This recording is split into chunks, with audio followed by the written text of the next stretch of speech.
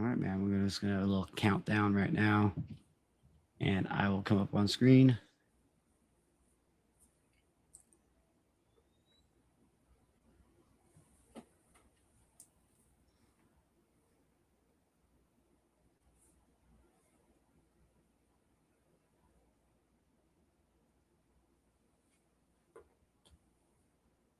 Yo, what's up, everybody? Welcome to a brand new podcast here. We're going to be talking country music with country brothers and cold ones, dude. And I'm going to bring on my brother right off the get go. So let's get him added right now.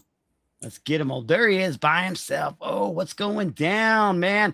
It's Jim Berg. Say what up, everybody.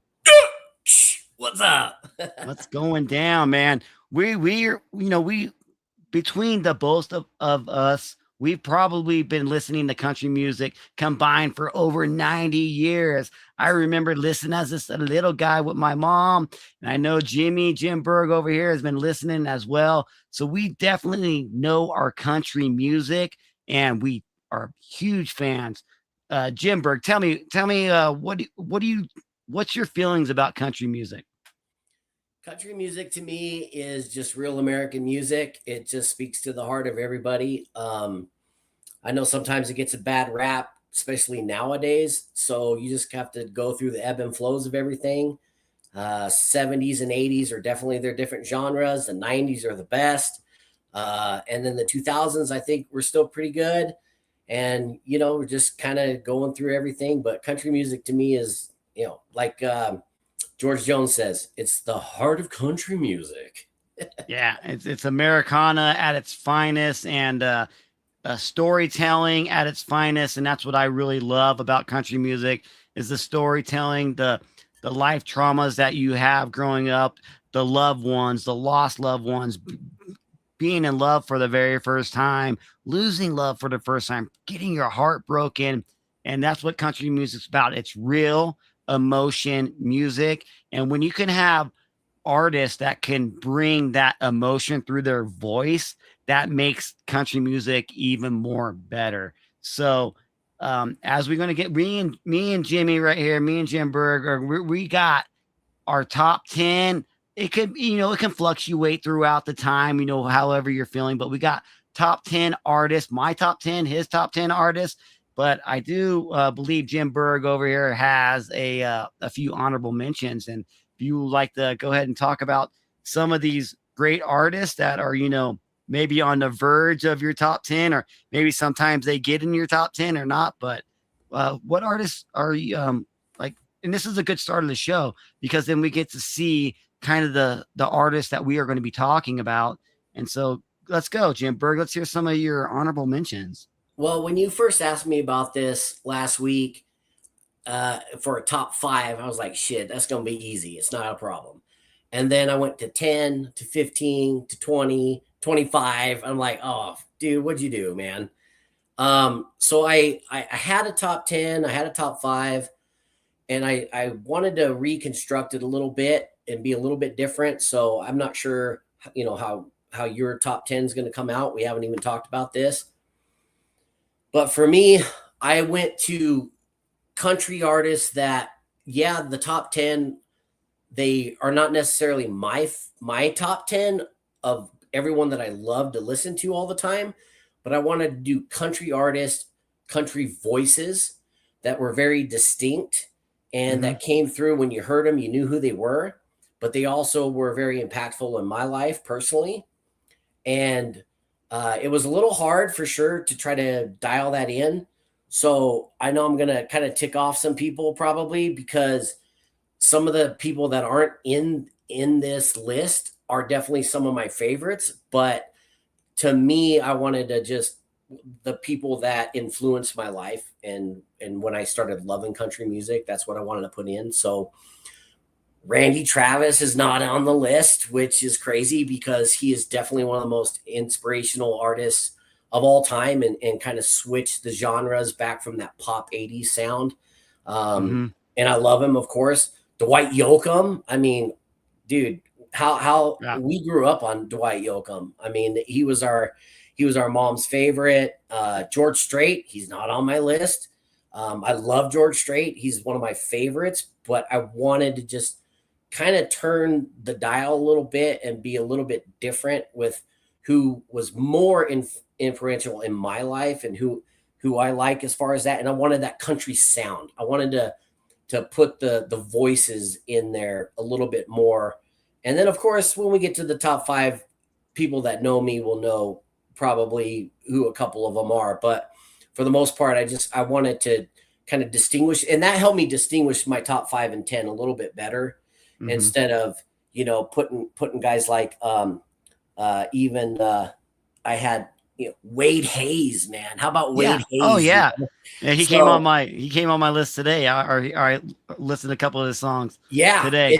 David Lee Murphy. I mean, and I have no idea if any of these guys are in your top 10 or 5. I have no idea, but these are the ones that I just wanted to shout out because 100% they all still have memories with me. But I wanted to just really try to dial that in a little bit more, with the voices being more distinguished.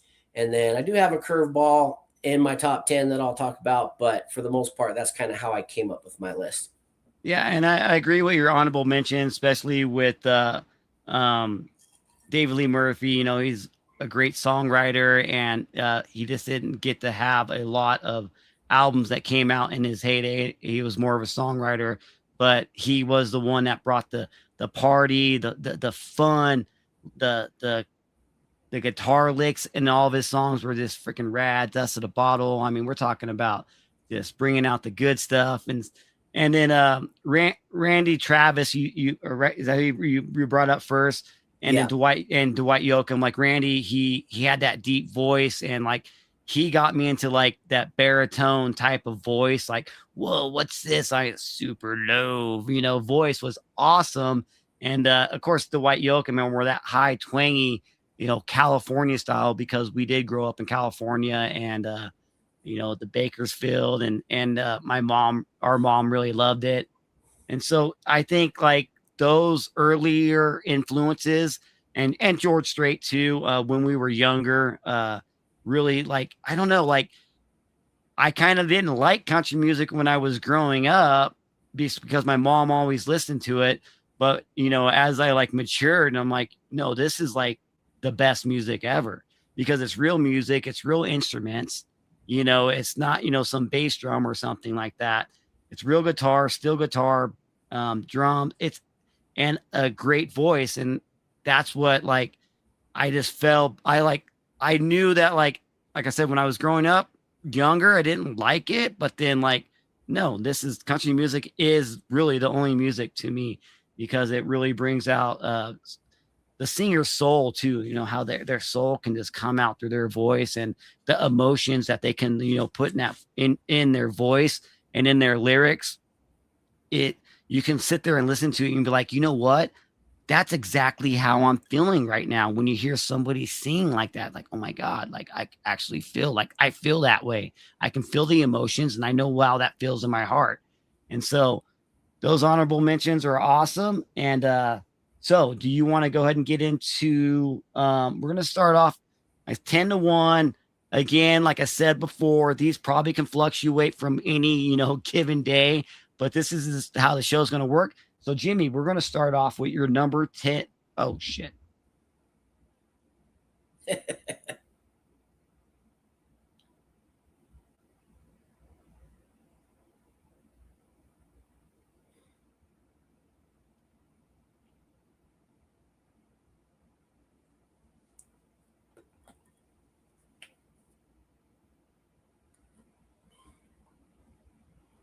Can you hear me?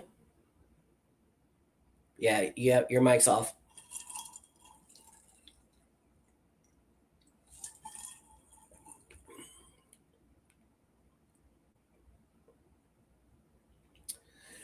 Technical difficulties, everybody. The haunted basement has been haunted with no microphone.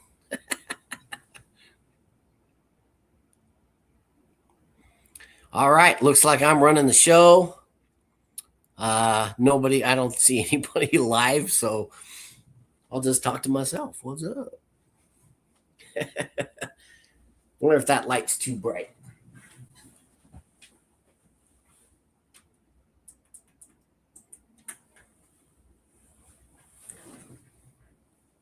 I think it looks better with it up.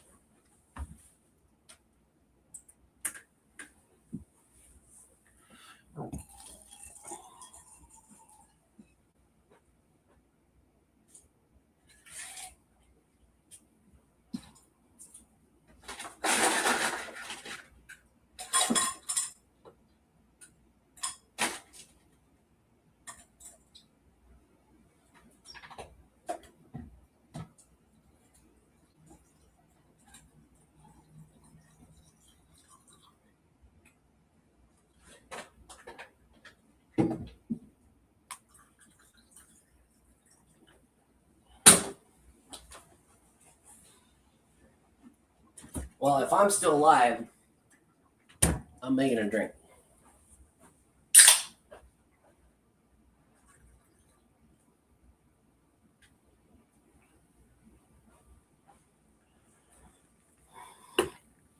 Oh, got my man cave, Niners, all day long. McCaffrey, let's go. 49ers glass, a little whiskey, a little something to wet the whistle. It's not straight whiskey. Got a little low carb tonic in that. Got to stay hydrated, you know?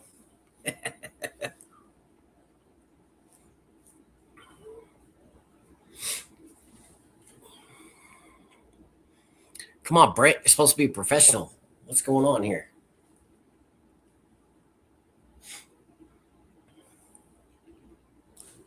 I'm going to try to go live and see if this is actually broadcasting.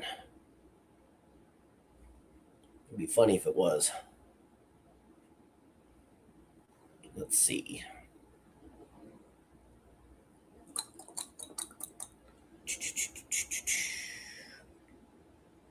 Not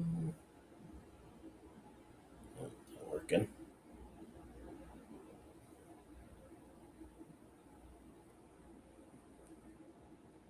All right.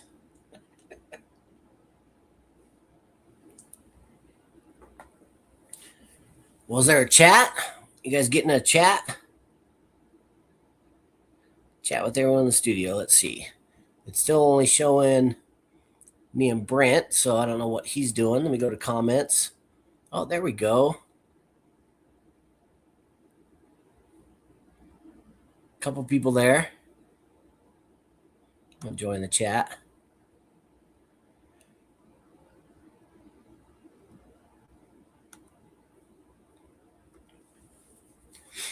All right, well, guess I'm taking over show. We're going to show you the Niner Cave. Let's go. We got the wrestlers. Come on now. Who loves WWF? WCW? WWE is shit now. It's fine. Hello. Taking over. We got the Hogan. Joey says we're live, so I'm showing them the man cave, man. Who doesn't like the three amigos, right? Come on. Right there. Three amigos. Yo. Got my fantasy championship belts. Thank you all for not being as good as me. That's fine. You getting there, Brent? What's up? Can't hear me, can you? I can hear you. All right, well, I got the audio working, but I'm afraid to leave the studio. Jay, Hydra, dude. Like, I turned my freaking mic off, or not my mic, but my video, my camera off. Yeah, everyone's saying they have your audio, but nothing. I got my audio, dude. StreamYard's like, no, we want you to pay to have everything. Hydra, if I leave studio, we'll shut the stream down since I'm the presentation. Because I think I need to leave and then come back. But if I do that, I don't want to shut the stream down. Yeah, that's the problem. Because here, hold on. I got the mic. Oh, it won't shut it down. It'll keep the stream up. Okay, let me see if I can do that then. Let me just do that. You're good to leave. Okay, he says I'm good to leave. All right, so let Yeah, see me. that? Jay's the boy. Hydra silent. He's the man. Okay, let me go back to this real quick. Put that on. Okay, let me leave, and then hopefully I can come right back.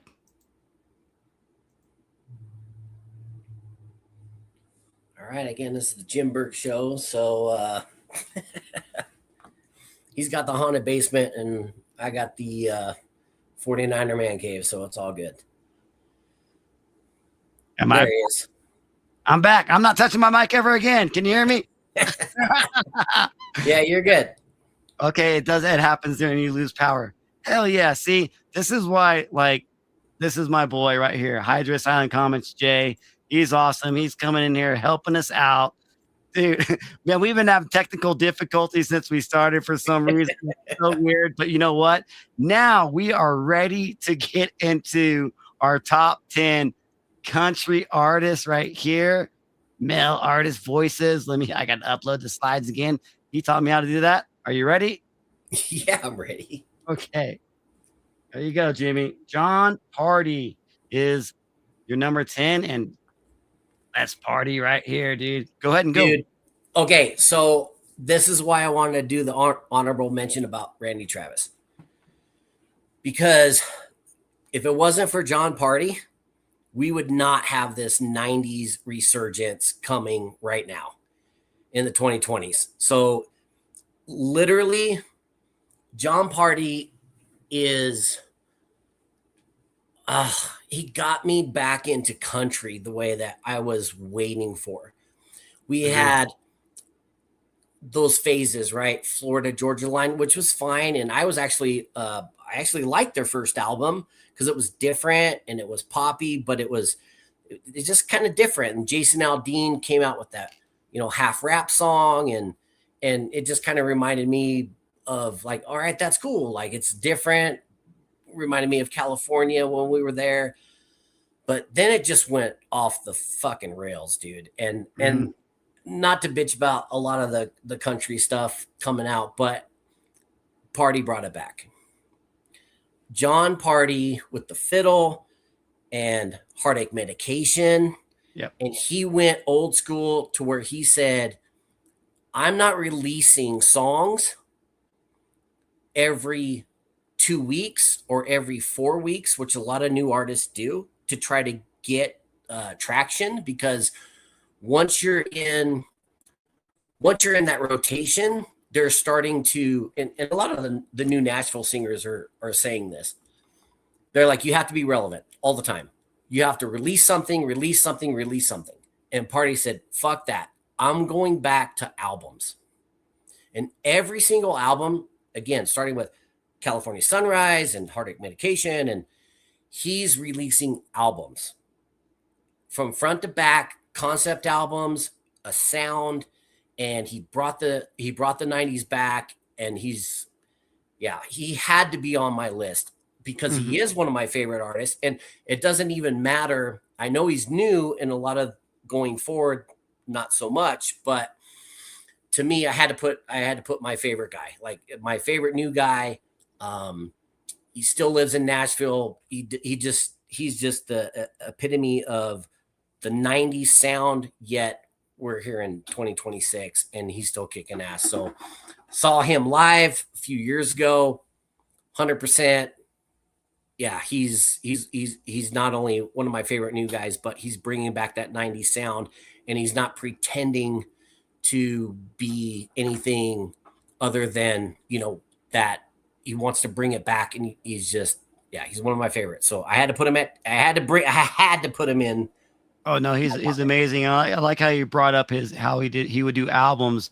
From my research, and I could be a little bit wrong, but he has 5 studio albums. In 2014 was his very first album, Write You a Song, and then in 2016 he came out with California Sunrise, and then 3 years later in 2019 is when we finally got Heartache Medication. And then this is what kind of struck me as a little bit as odd. From 2019, Mr. Saturday Night came out in 2022. So he took a little bit more time off, 3 years in between albums. Yep. But then again, he took another 3 years off because he released an album in 2025 called Honky Tonk Hollywood. Honky Tonk Hollywood, yeah. Yep. So spanning out his releases, not coming out with an album per year. He took 2 years an album for them to come out, and he has 7 number ones across Billboard with those albums. And yeah, it's amazing. And a really cool fun fact about John Pardi: he was inducted into the Country Music Grand Ole Opry and that's one of the biggest country music honors. And he got inducted in 2023. So definitely digging John Pardi. Whenever he comes on my random list, like even his new ones, man, like was that Hello California or Sunshine California? There's great songs, but yeah, obviously a heartache medication. That whole album was amazing. And yeah, Hey California, it's one of the best songs. I mean, he's from California.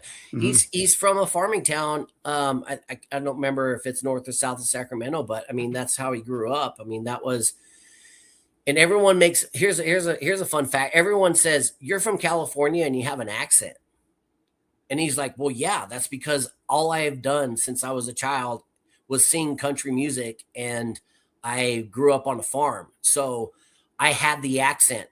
I don't have to be from Tennessee or Alabama or wherever to have that accent. Like when you, there's countryside. There's countrysides in California. It's not just all. I mean, it's not all big cities. I have an accent that comes out because I've been singing country music since I was 18 on the radio. Yep.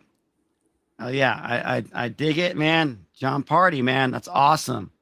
Okay, I guess we'll get to my number 10, and here we go.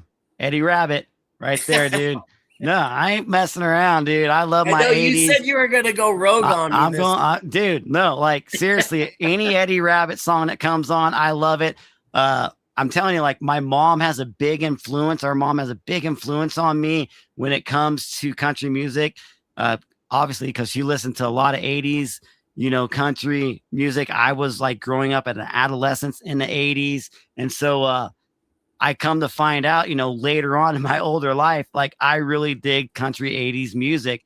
And Eddie Rabbit, dude, has 17 number ones. Okay. This dude wasn't messing around.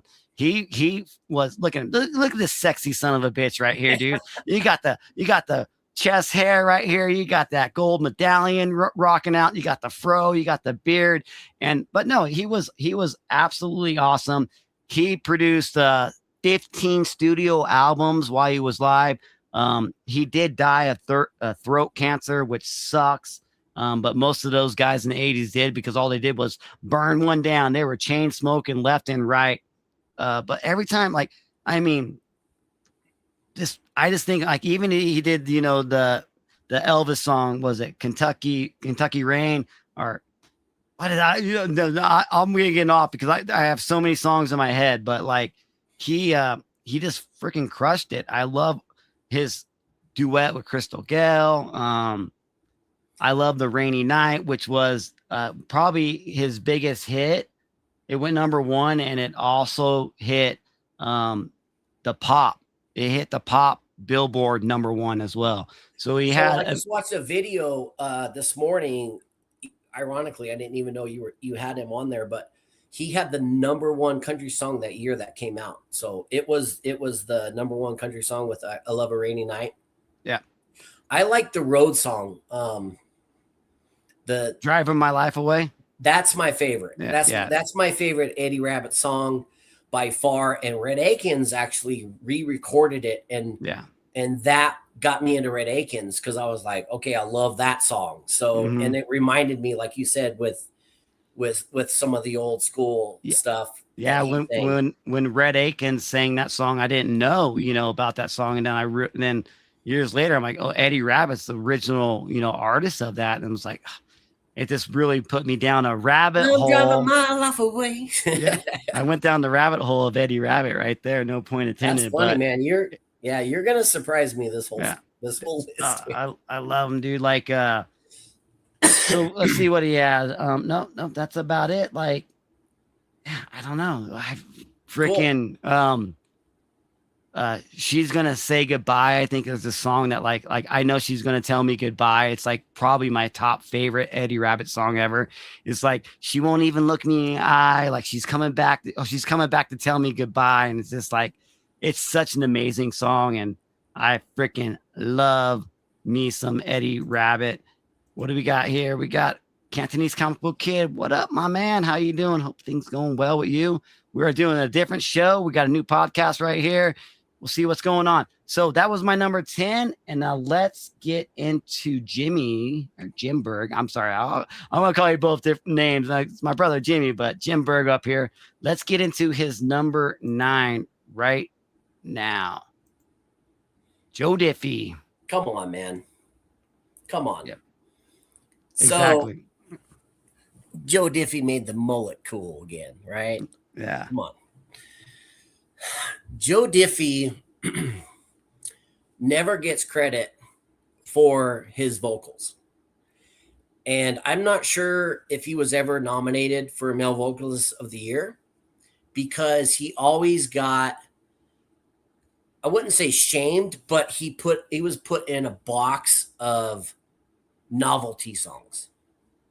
Pick Up Man, Third Rock from the Sun. No, dude. Yeah. No. His catalog is you listen to his albums and find those hidden gems. Pick Up Man. Yeah. Yeah. You find Wild Blue Yonder. You those ballads. John Deere Green, man. Come on. Well, John Deere Green was fine again, Yeah. but it was a novelty song. Yeah. Right. And it was sang fantastically. And that was one of my favorite songs. I'm Willing to Try. His album, Gotta Love Bigger Than the Beatles, but Life's So Funny. Sometimes it makes you sad. Like, yeah, those are the songs that made me fall in love with Joe Diffie. And I would try to sing them karaoke. It's just so hard. It's just like his vocals were just through the roof. And I think he just got pigeonholed and put in a box of like, oh, he's the pickup guy. But no, it's, you listen to his voice, you know it's Joe Diffie. Yeah, it definitely got that unique voice, and you know it's him. And Brought me up great beside voice. the jukebox again, another novelty song. But guess what? All of those I just named 4 or 5 novelty songs that he sang. Fantastic, classic, iconic. You know it's fucking Joe Diffie. You're like, let's go. Saw him live, and man, just the way he would belt out these ballads and these songs just were amazing. He sounded better than his albums. And so, yeah, Joe Diffie, classic 90s, 100%, but yeah, has to be on the list.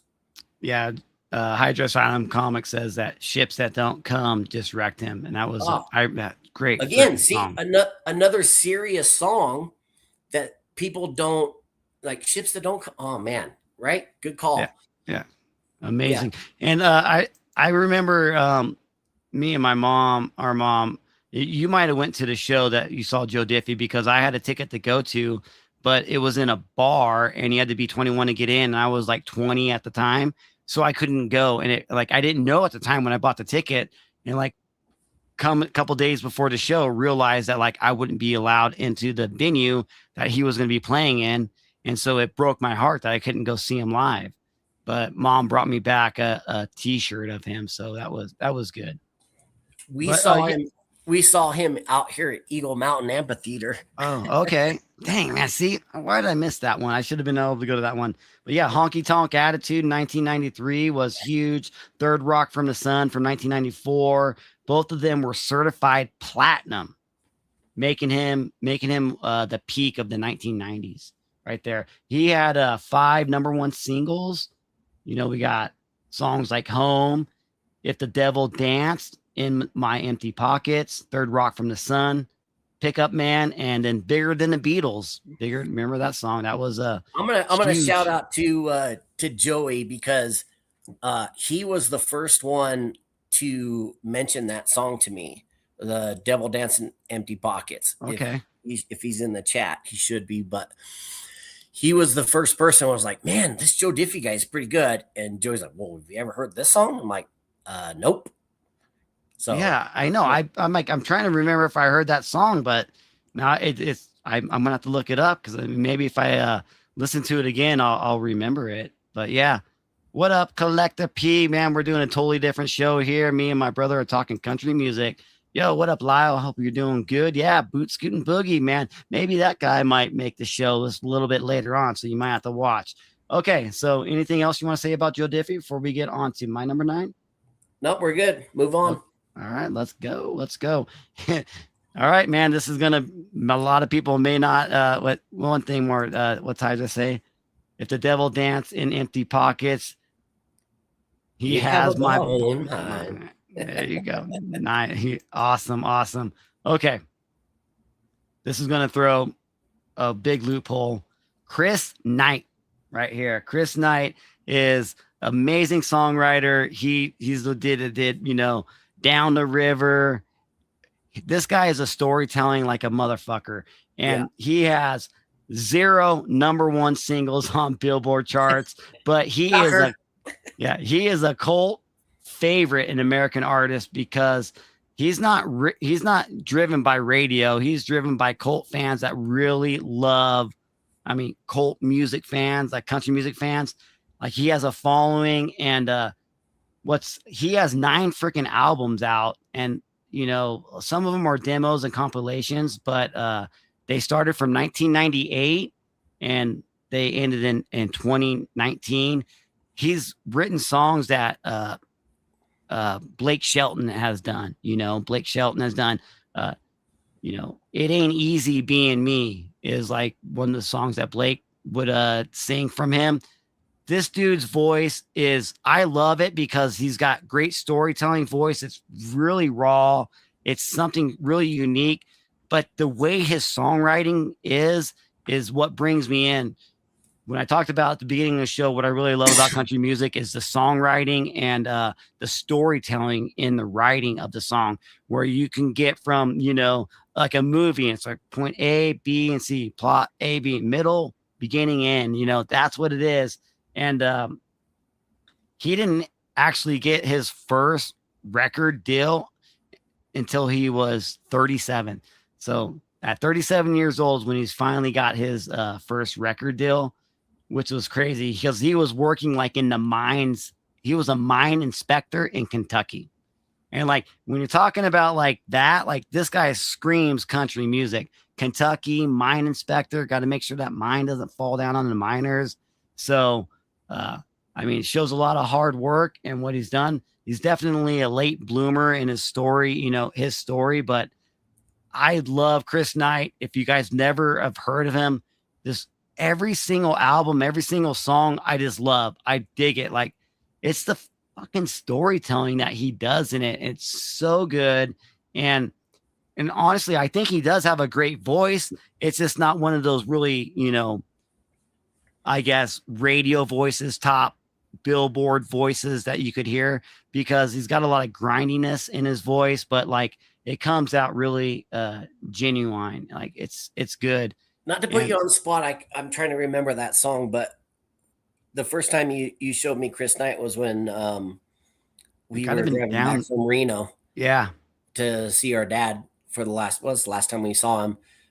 He's still alive, but that's the last time we saw him. But it was the river and the snow. It's no, I got it. It's yeah, we'll think of it. I didn't mean to put you on the spot, but yeah, like North Dakota. It's North Dakota. No, it's called the North Dakota winds, where like it's been raining all day, or it's been snowing all day since I got home. I opened up the cabin door, like she was gone. I forget that she was gonna leave me? I don't know. So I put some, stirred up some cold coffee on the pot. The fucking snow was coming down so hard, like I couldn't like call the authorities. North Dakota winds, yeah, North Dakota winds. I played that for Dawn, and she's like, "Don't ever play that for me again." It's the best fucking song ever. It's so good, dude. Because it's so good. It's a haunting haunting country song. I never believed in ghosts until, because like, so what happens in the song is he comes home and like his girl's gone. He's like, did she tell me she was going to leave or not? And he looked in the stall and her mare was gone. So it's like, oh, so like her and her horse are gone. And like, but I couldn't fucking go because it was snowing so much. And like, you know, the authorities found her on the first warm day. The rain has washed the snow away.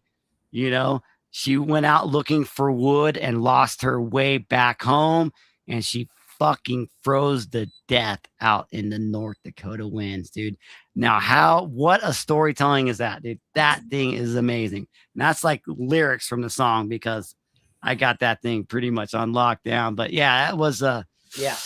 And then like down the river, singing about, sings Down the river's great. He's like, this is a song about a guy who killed my brother, so I killed him, and so I mean, we're talking country fucking music here. We're talking, Kentucky mountains, Kentucky rain, so great storytelling right here. And yeah, Chris Knight, I mean, he definitely had to make my number 9. So let's see, we're gonna get to I don't know. I don't remember this one. How about Stompin' Tom, Bud and Spawn, but the big red mud? But Lyle's an older gentleman, and he's got some stuff. He knows what he's talking about. It's probably from Canada. Kentucky Fried Chicken. Come on now. All right, let's go. We got a badass motherfucker here for number 8. Here we go, Jim. Let's get it right now. All right. Ronnie Dunn. Throwing the fucking curveball, dude. Don't tell me this is not part of a solo artist because he's Brooks and Dunn, because he is Ronnie Dunn. He has 5 solo albums, and like he's pretty much the lead singer of Brooks and Dunn. Yeah. And then after that, he's got 5 solo albums after that. So go ahead. Everyone who hears Ronnie Dunn's voice knows it's Ronnie Dunn. Again, another artist who should have.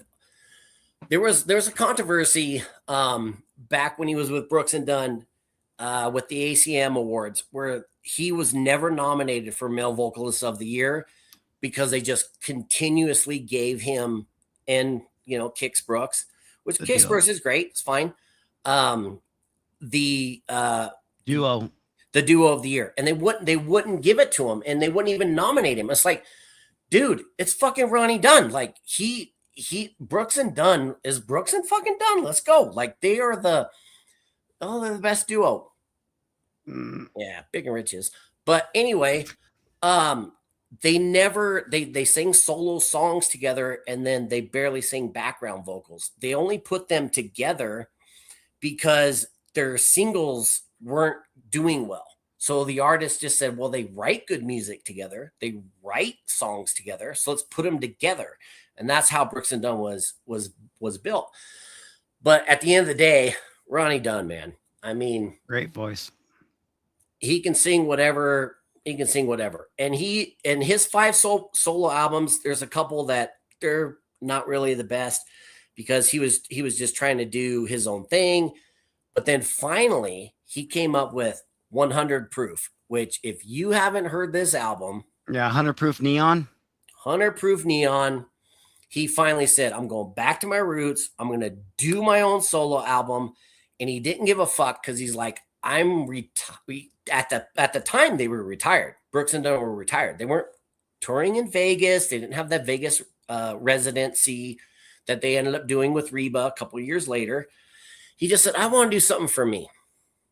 Right? He's like, I just want to do something for me. And he put that album together, and it's just amazing. And the way he sings, and he's done some cover albums. Yeah. That's my wild card because a lot of people are they wouldn't consider him a solo artist. And I don't. I'm looking at country music artists that, made an influence on me. And Brooks and Dunn was it, man. I mean, Brooks and Dunn in the 90s with the Boot Scootin' Boogie and the line dancing. And it was just, 1993. I was a senior in high school. So it rings true to me. But at the same time, that album that he put out not too long ago, is one of my favorite albums of all time. So Ronnie Dunn, man, Ronnie Dunn. Oh yeah, yeah. He as of Brooks and Dunn's, they have about 20 number one singles on Billboard, which is amazing. And with his solo art, as a solo artist, he only has 0, but his voice is legendary and will always be remembered in country lore for sure. Like amazing. And it's at least Ronnie Dunn was introduced into the Country Music Hall of Fame in 2019 as part of Brooks and Dunn, but he is in the Country Music Hall of Fame, cementing their legacy as the most award-winning duo in country music history as of to date. So, yeah, that's awesome. And like I knew, I it kind of was a wild card to me when I saw this on the list, but I totally understand it because, like you said, if he was just a solo artist and it was just him, he would like his name would be up there in like some of the big solo artist names. It really was. He was a solo artist here in Brooks and Dunn. Brooks was pretty much the guitar player and the background singer, Yeah, background, harmonica. Yeah. He had Rock My Girl, Country Girl, and Kiss Me When I'm Gone, but he had 2 singles, period. Like that was it. And again, Kicks was, I think, the firecracker of their live shows. I saw them 3 times. But yeah, Ronnie Dunn carries the show. I mean, he's the singer. He's another fun fact is like I seen him one time and it was my very first country music concert I've ever went to. Like as an adult, my mom took me to a lot of the festivals, but like me actually buying a ticket, I went with Jim Bird over here and we went and saw him at the Delta Center, Brooks and Dunn. Remember that? We were kind of up in the corner. Oh yeah. Yeah. And it was like, I was like, holy crap, dude, this was so amazing. I mean, it was a great performance. The lights showing with everything and this Ronnie belting out of his ass. It was awesome. It made me a big fan of him as his vocals was like his vocals is just great. Great voice. Okay, now let me get that. You got so Jimmy over here has got like some amazing, like big time, country music, Nashville artists. My list is a little bit different, but that's why it's all Trent Tomlinson right here. No, fuck, dude. This guy, I love this dude's voice. And this guy is, and again, I'm going back to songwriters because he made most of his career as a songwriter and not as a solo artist. He did come out with One Wing in the Fire was his, it was Country Is My Rock. It says he only has 1 studio produced album, but he had another one like freaking almost 20 years later. But he's written songs for like Scotty McCreery. I'll think of it. I'll talk about it. But one of the new Scotty McCreery songs was written by him. He has no number ones at all, but One Wing in the Fire. I don't know if you remember that song. Is singing about his dad. His dad was kind of like a drunk, but he wasn't like an abusive drunk. He would always help him with his car, help him with his heart when it was broken down. But Daddy was an angel, but with One Wing in the Fire. And then and then from that same album, he had a song called Drunker Than Me. And that is like one of the best songs. I can't be with a woman who's drunker than me. Like he really had those power freaking songs that were like party songs, super party songs / rock country songs that were really hit. Angel and Angel in the Bottle. I mean, there's so many great songs that he's written. Blame It on Waylon? No, that was another guy, but Blame It on Waylon's a good one. But Country Is My Rock from 2006 it's a great. I bought that thing I had it and then it got stolen from me because all my freaking country CDs got stolen from me. Like, and I had probably like 90 of them. They all got jacked, dude. And so I went and got this thing back on eBay. It's in my Cadillac right now, and I will throw it on every now and then. But like he's got new songs out that are his own EP, kind of like solo, or not solo, like albums that like self-distributed maybe, but I called up hell, to check on a room, told the devil I'll be there real soon You have to because send me a he's playlist because yeah, yeah, this one's new to me. I even thought he sang that he's Lemon on and Rails. he's got that baritoning voice, that deep voice too, really like loud and deep, and it's like the way he sings is really great. I'm trying to think of that Scotty McCreery song, dude. I know you know it. Going live, like sometimes like shit, Yeah, I yeah. forget stuff, you know what I mean? But it's amazing. I guess he had a song called In Case You Didn't Know from Brett Young in 2017. He wrote it, and it was like one of the top songs of 2017. In case you didn't know, and yeah, what's that damn fucking Scotty McCreery song? I can't remember it, but yeah, he has written a lot of songs for people. Even George Strait sung some of his songs on some of George Strait's albums. So again, I'm going with songwriters. They're a little bit, unknown, but they have, a little bit of glimpse of, albums that came out there. And for some reason, this guy is a cool dude. There's one story that he told because he was a songwriter for like 10 years in Nashville. And he went to this producer and they worked like all day, like 8 hours on all these songs. And the producer's like, yeah, I like these. I like these. And then like at the end of it, he's like, the producer's like, well, I own these songs now. And you can just leave. And he's like, no, I just worked with you all day long working on these songs. I wrote most of them. And then I wrote most of the song, part of the songs. And now you're just going to like try to throw me to the curb to act like I'm nobody. Cause you got to think about Nashville. There's probably a lot of, snaky freaking producers out there trying to just get songs and just throw the artists away and say that they wrote the songs themselves. And, Trent Thompson looked at him tonight, and this dude's like 6'5", dude. He's like, I'll be waiting for you in a parking lot when you leave. And he said he went out and he sat on his, he didn't get a Camaro, sat on the edge of his Camaro all day and waited for that producer to come out. And the producer didn't want to come out, but he finally did. And they made a deal because like he's like, no, I'll wait for you to come out and I want to beat your fucking ass. I did all this fucking work. And the producer's like, he got scared and he ended up giving him some money or whatever for the songs or gave him. So yeah, stories like this in Nashville happen every day. So oh yeah. So hell check yeah. your chat. Yeah, 5 more minutes. They're fucking Jay, dude. 5 more minutes, right? You know the song, right? No, that's not. No, he didn't write 5 more minutes, but that's a good song. It's the new one. No, it's the George Strait song. Damn Straight. It's called Damn Straight. Damn Straight. Why did Jimmy? You got to know that song, right? Yeah. Jay hit my interest. Like you got my brain working when you saying 5 more minutes, but it's called Damn Straight. Why'd you have to sing that song, dude?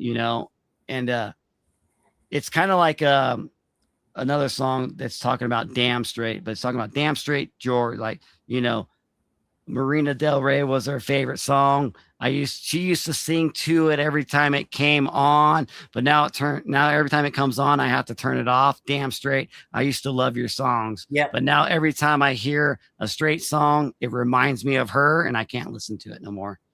Like, nice. It's like damn straight. So that's kind of like the whole thing of it. Cool. Okay. All right. You haven't heard that one yet. I haven't heard that one yet. Yeah. Okay, here we go. Let's go. We are on. Oh, this is going to be a good one. All right. Jim Berg. Let's go. Gary fucking Allen. Gary Allen, man. Another California boy, yeah,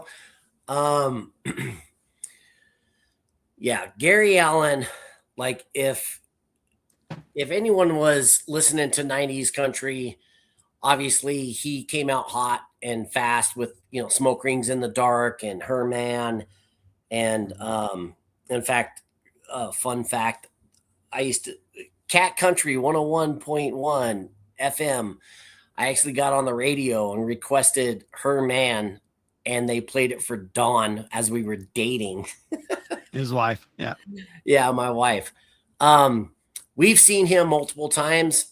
he he obviously has that very distinct voice and that country rustic sound, but almost like just yeah, just he kind of came out a couple years ago with a lull. Like he didn't put any albums out, and then he started just touring like Vegas and Wendover and a couple places, and then fans were calling for new albums.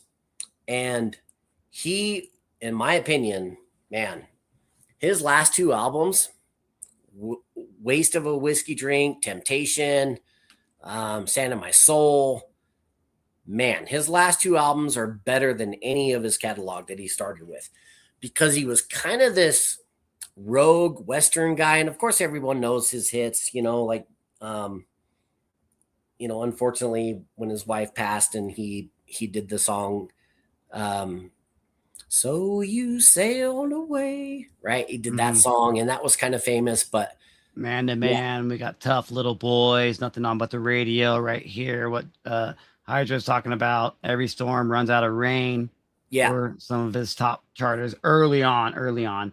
But then later on, like you said, Smoke Rings in the Dark, All Right Guy was some great albums that came out, and See If I Care, those albums. Yeah. See If I Care, man. Come on. That album is just, he's famous for saying, the studio multiple times, right when See If I Care came out, they're like, you need to record more positive songs. And he's like, no, I want to sing sad country songs because that's who I am. And those albums after See If I Care have just been great. They just, the way he sings, he's gotten better as a singer, in my opinion. When you listen to his older stuff, he sounds like everybody else a little bit, with a little bit of twang. He is from Bakersfield. He did have a little bit of that sound. But yeah, after See If I Care and then his last couple albums, he's just the best. And then we're talking about like probably like his greatest hit that only peaked at number 2 was Watching Airplanes.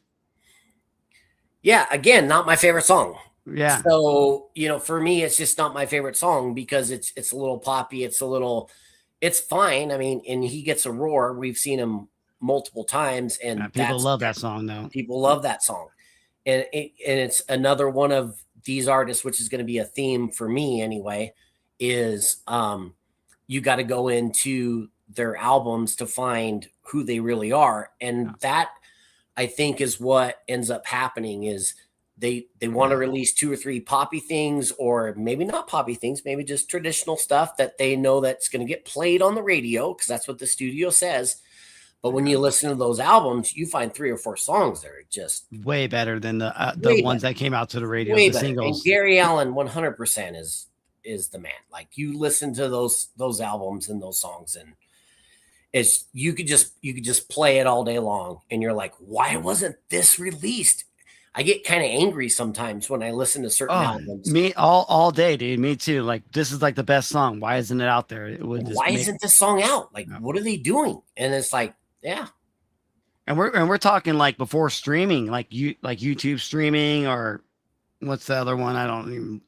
I listen to YouTube Music, so but all those like other Spotify and stuff, Spotify and shit like that. But now you can just stream whatever, and it's so different than what it was back in these times. Like, you can't just go and find these songs. You actually have to buy the fucking album to hear these songs. You can't just go stream it somewhere. And that's why these artists back in this time frame, compared up to the streaming, when streaming Spotify and all that stuff, is way different. So like it maybe as a fan of these people, like it hits you more harder. But so we got his 3 albums with Smoke Rings in the Dark, All Right Guy, and See If I Care. They've all been certified platinum. So that means amazing albums and amazing artists right here. I got to check out some of these, the last 2 new albums that you said that you put out. Oh, maybe I heard some of them. I'm gonna have to go check them out. Could have passed me by. Could have passed me by. all right. Gonna have to send that to you. All right. Well, now I'm going to finally get into my number 7, and it's going to be somebody that everybody knows. Jason fucking Aldean, dude. All right, man. No, this guy was super fucking hot. And I don't know, Jimmy might say something about like his personal life. I'm leaving his personal life out of this. This dude fucking blew up the country music scene. He brought fucking rock, power, country to country radio and performances. I mean, look at this fucking picture right here. This is like badass motherfucker right here, dude.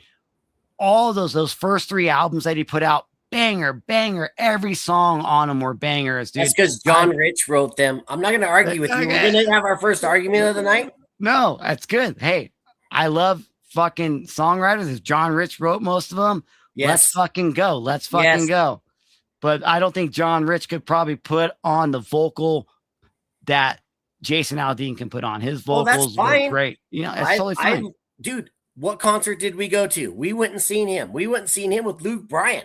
Yeah. Badass. Who was the better performer that night? Luke Bryan kicked his ass, dude. I don't know. I can't remember that long ago. I remember. Luke Bryan's good. I do, but dude, I don't know. I was a big Jason Aldean fan with you. That's why we went to that concert. For sure. And I was also a big fan of his because John Rich wrote over half of his songs, but continue. Oh, okay, that's fine. I'm just talking about the vocal. I'm not talking I bring up a lot of songwriters that didn't make it big, you know, but this one, I don't know, man. Like I said, those albums, Hicktown, Underneath all of them, like all those damn songs that he came out with his first 3 albums. I should have like loaded these up, so I had them down, but no, he's just good. And like I'm back to listening to new country music again because I stopped for like a long time, and like he's got some new songs that are out right now. I'm like, oh, you know, he kind of has that same vibe, same voice. He's digging it, but this motherfucker's got 27 number 1. So there you go. 27 number 1s on Billboard, and that's amazing. I'm not gonna hate here. I'm just it's fine. And 27 number 1s off of 12 studio albums. Absolutely crazy. My Kind of Party was certified 4-time platinum, dude. Holy shit. This guy fucking made millions and millions. And like, if you're talking about like all time, like, I guess like most money making country artists right here are popular. This guy's up there, dude. And like, I will tell you right now, fuck Garth Brooks. I don't like Garth Brooks at all. And he's not going to be on any of our lists. If anybody's waiting for that, spoiler, Garth's not on here. Garth ain't fucking anywhere. Yeah, nowhere near. Yeah, where are all the bodies at? Exactly, right? And where's the freaking... Yeah, we won't get into that. We don't want to get shut down. I'm not going to hate on you. I mean, I went through... I mean, because I saw your list, I'm like, you know what? And like, I was just going through, I'm like, yeah, I really do like Jason Aldean. And I just remember, so like why he's on the list is because I bumped his ass in my car, driving long distance all the time back in the day. And like his albums were always on it. Like the whole album, dude. Yeah. I would listen to them all. Yeah, and this is what this is about. It's about what do you like, you know? And what have we been through? I mean, yeah, I had a little period there. That was someone I was listening to too. It's fine. We won't get into the personal stuff. No, but you know, I guess if you're freaking that rich, dude, I mean, if you want to upgrade your wife, go ahead and upgrade your wife, but maybe tell her in advance. I don't know. A lot of country music artists have cheated on their wives. There's a way that he did it that I don't agree with. So whatever. Honestly, I don't know the whole story, and like I don't really care to know it. But it was like the American Idol star or something like that. I don't. Yeah, that's all what we got? Okay, let's move on. We'll move on. But anyway, his music's badass and he kicks ass, dude. Okay. Now we're going to have a duel. Yes, we are. We will, but this is a lot. Mine's a lot higher on Jim's list. So let's go right here. Ooh, look at this sexy motherfucker. Dierks Bentley, dude. Dierks Bentley, man. Oh, man. The man. Yeah. The man. The fucking Dierks Bentley. Oh my gosh. How many stories can we tell, Brent? Yeah. We'll wait till my turn. So I'll tell the story. Okay. So we'll wait maybe till, because I tried to get him in my top 5, man. You know what I mean? You know how much I love Dierks Bentley.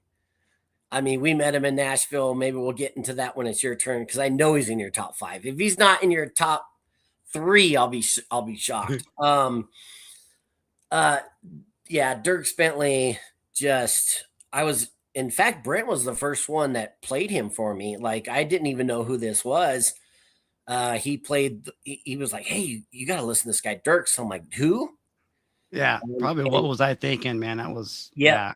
And then that song blew up, but again, this is a reoccurring theme. I mean, his album, that first album, that album. I mean, and then the second album, the third album, Modern Day Drifter. Yeah, Feel That Fire. Just everything he sings.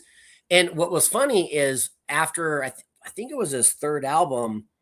I think it was even you, Brent. You showed me some of his early demo stuff somewhere. Yeah. And he didn't even sound like that.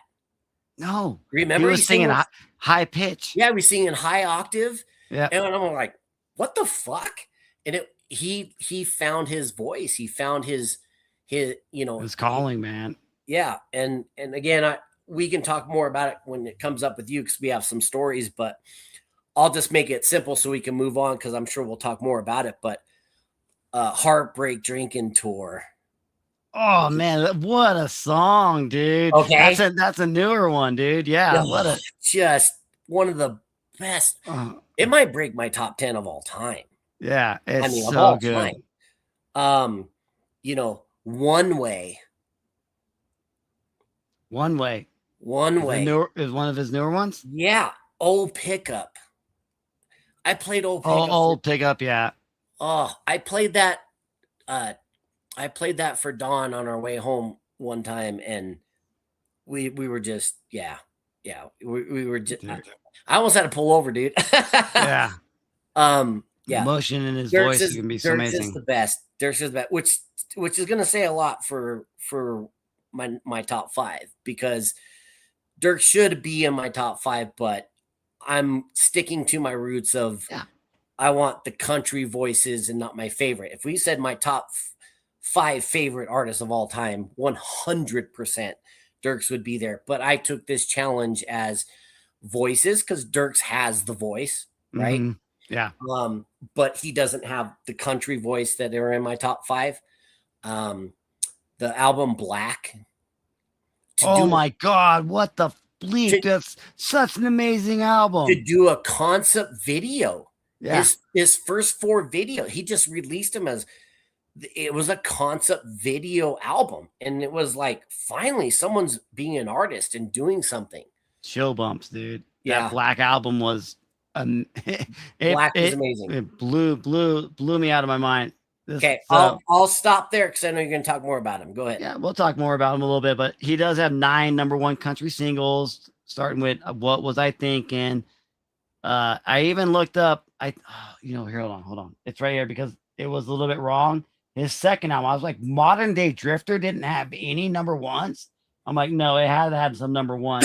So, Lot of Leaving Left to Do went to number 3, and that's when we went to Nashville. It was when a Lot of Leaving Left to Do came out.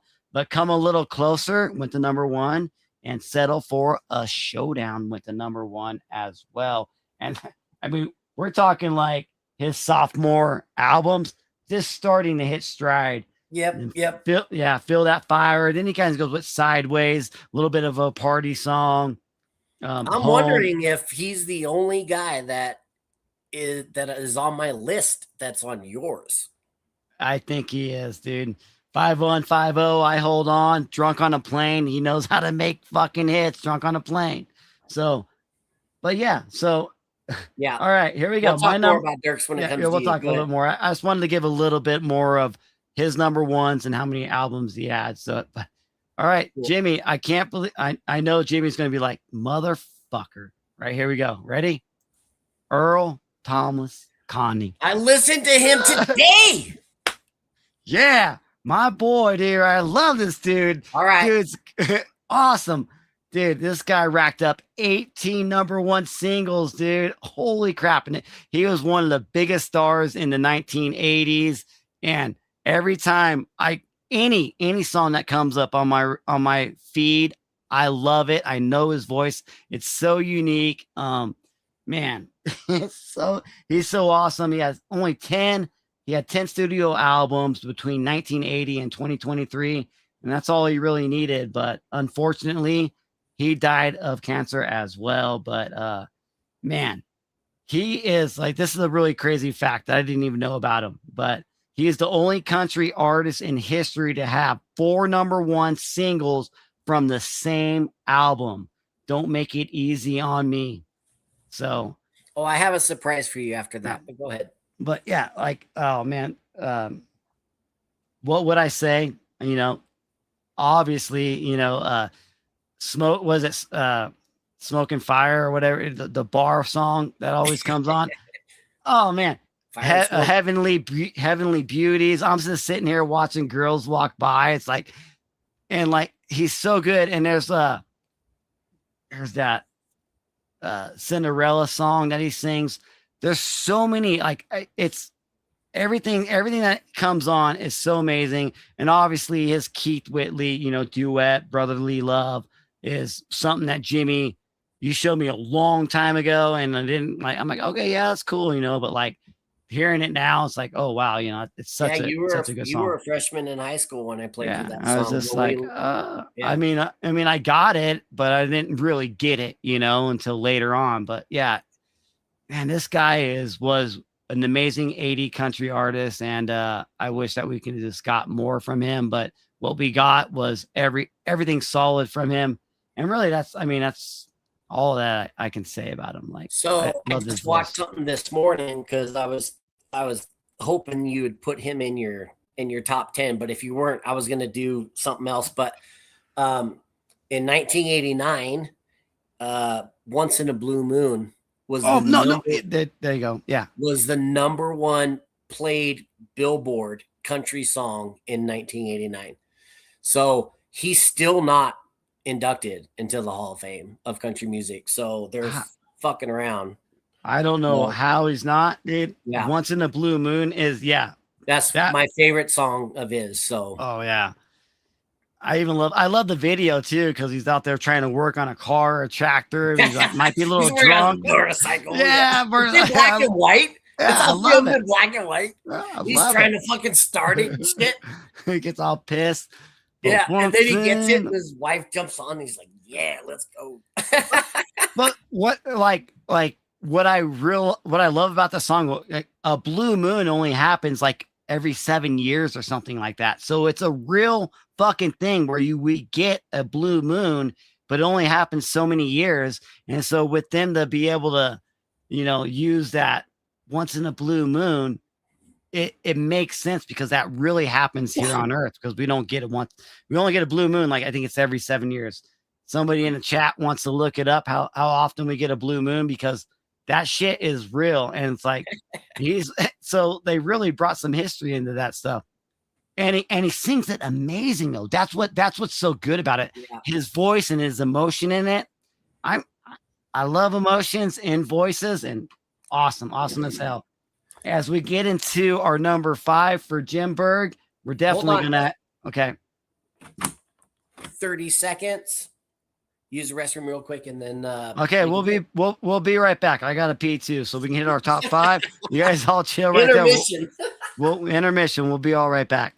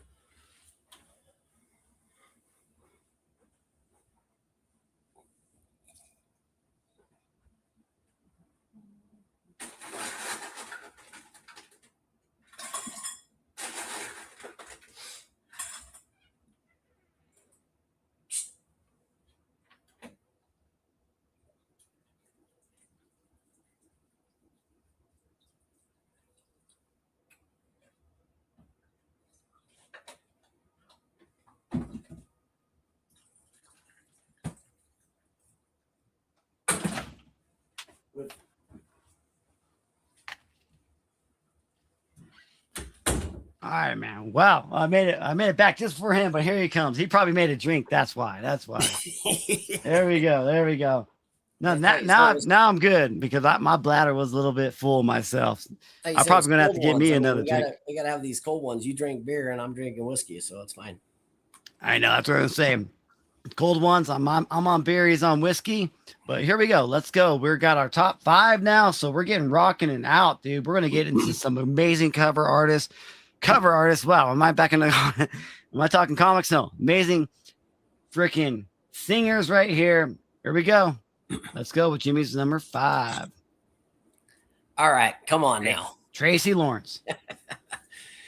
Tracy Lawrence. I mean, I can't even tell you the connection I've had with this artist growing up.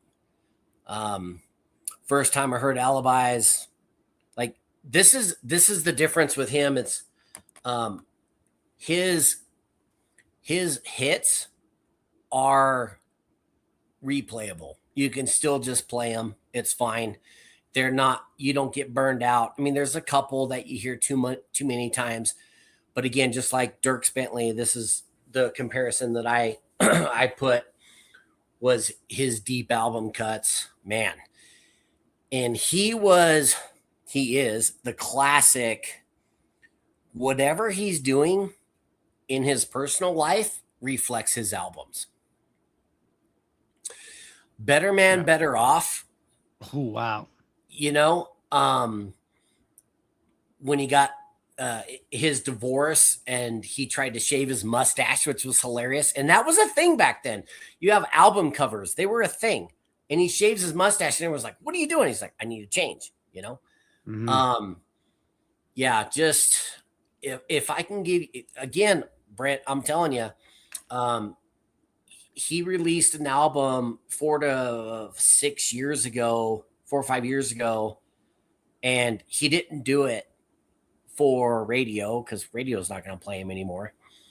And he just did Tail Lights and Heartaches or something like that. I'll figure it out. But and then he released another one a couple years ago, and they just speak to you. It's these 90s artists that have these deep album cuts that you can just dive into, and they're just telling a story about their personal lives, and then you revisit them and you're like, yeah, that makes sense. Like that speaks to me.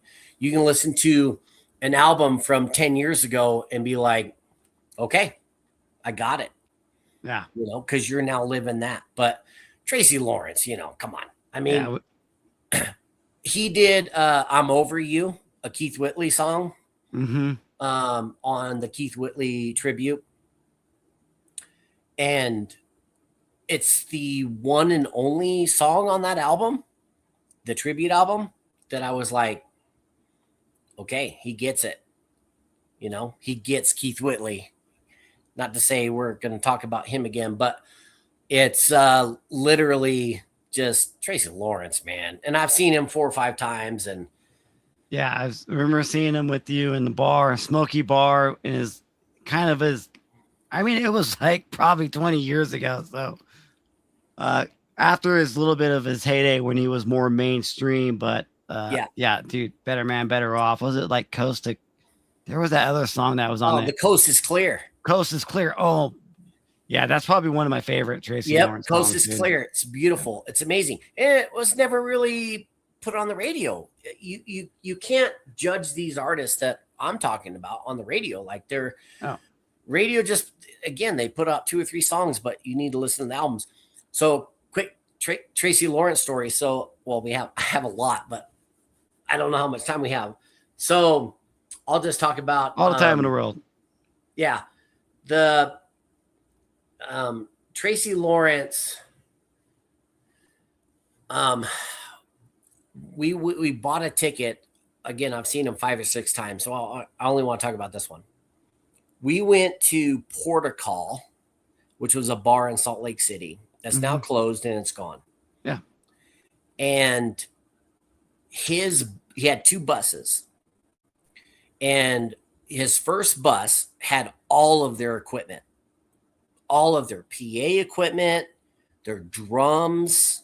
I don't even think I told you this story, Brent. So me, Dawn, my wife, and Stephanie and Evan went to this bar to go see him play downstairs.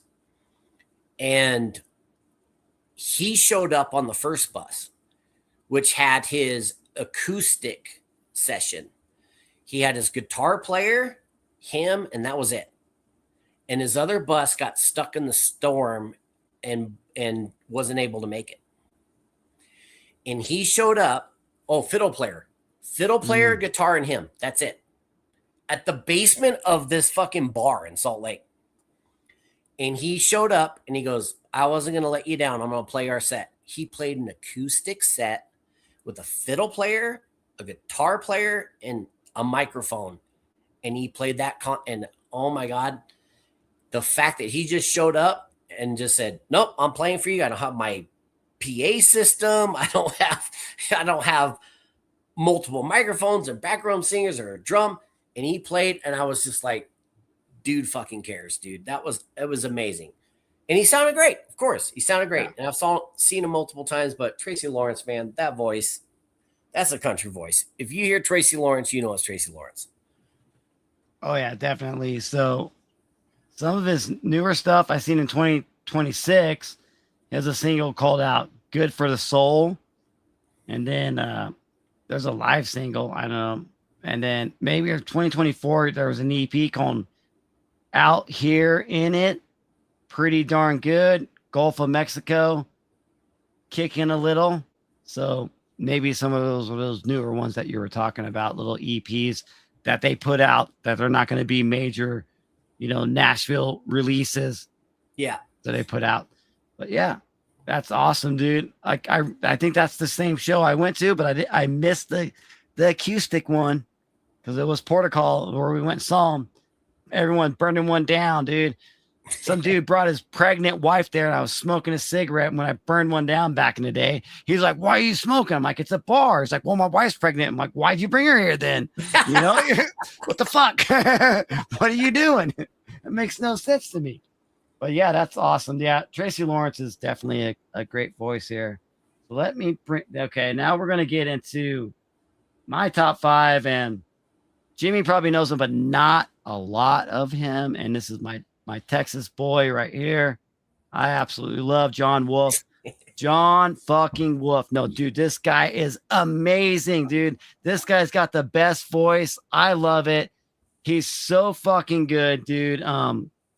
He's going to have 0 number ones because he's not a Nashville artist, but he's going to have a lot of number ones on the Texas Regional Country Report radio.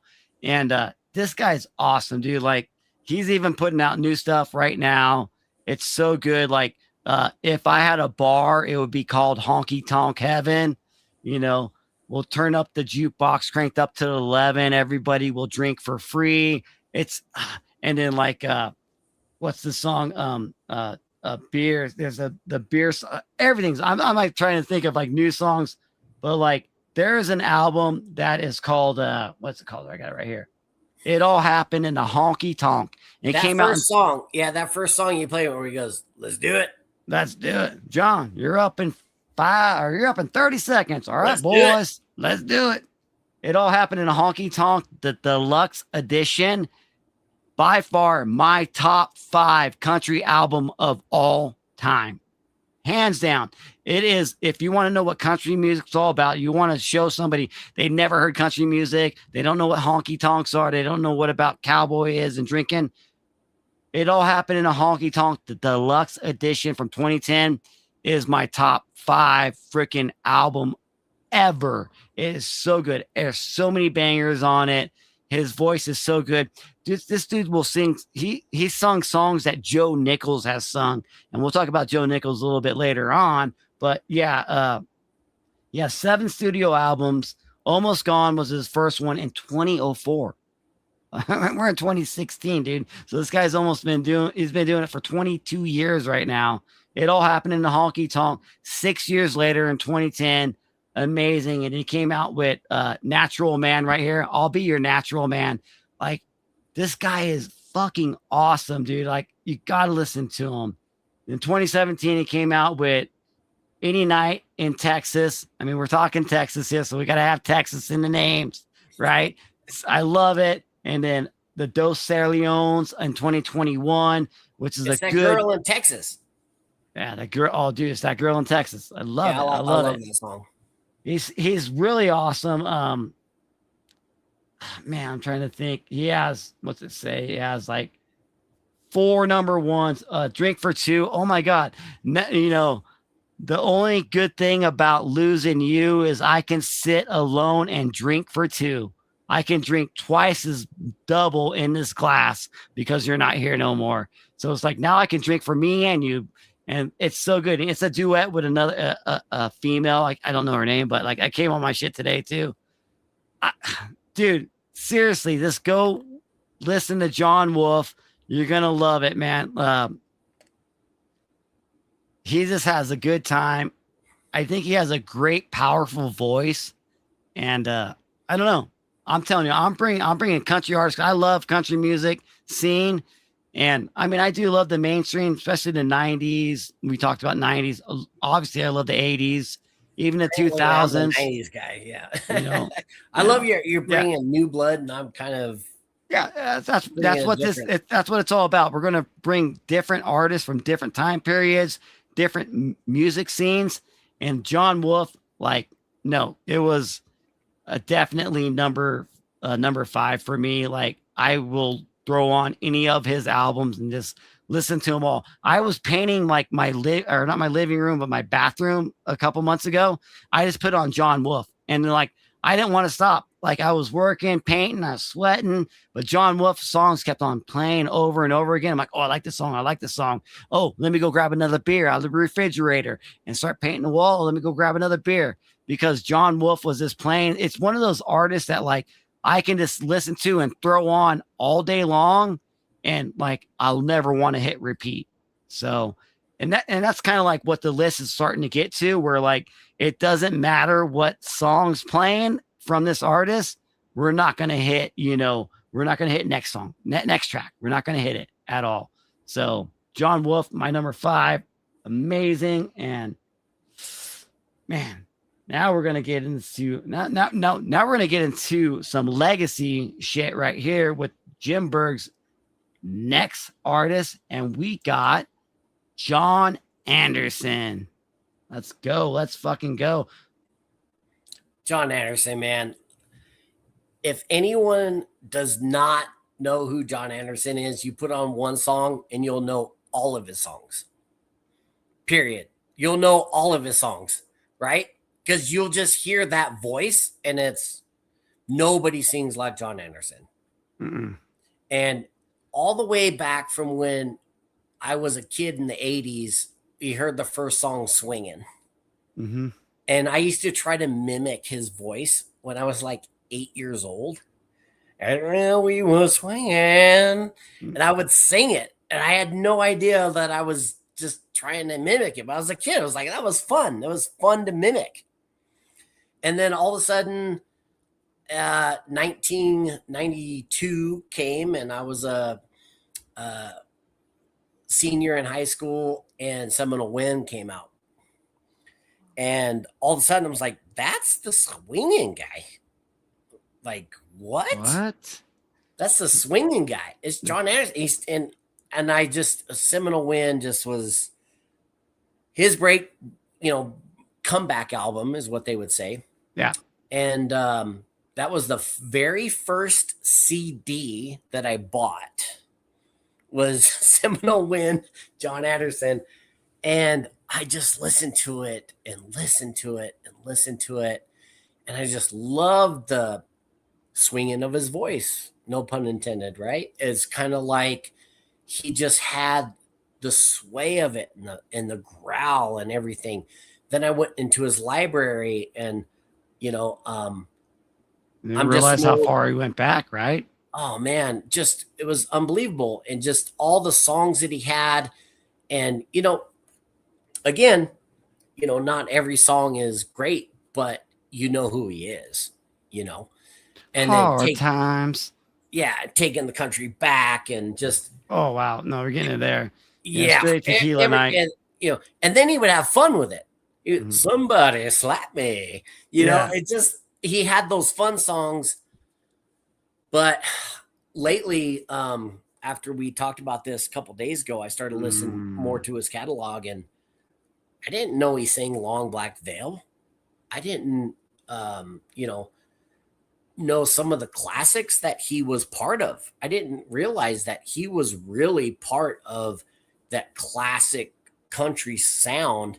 Yeah. But at the end of the day, even it reminds me of, like I said, dating my wife with steamy windows. It's just kind of like, Nice. Yeah. I mean, yeah, his sound is decades, man. He did it for decades, decades, man.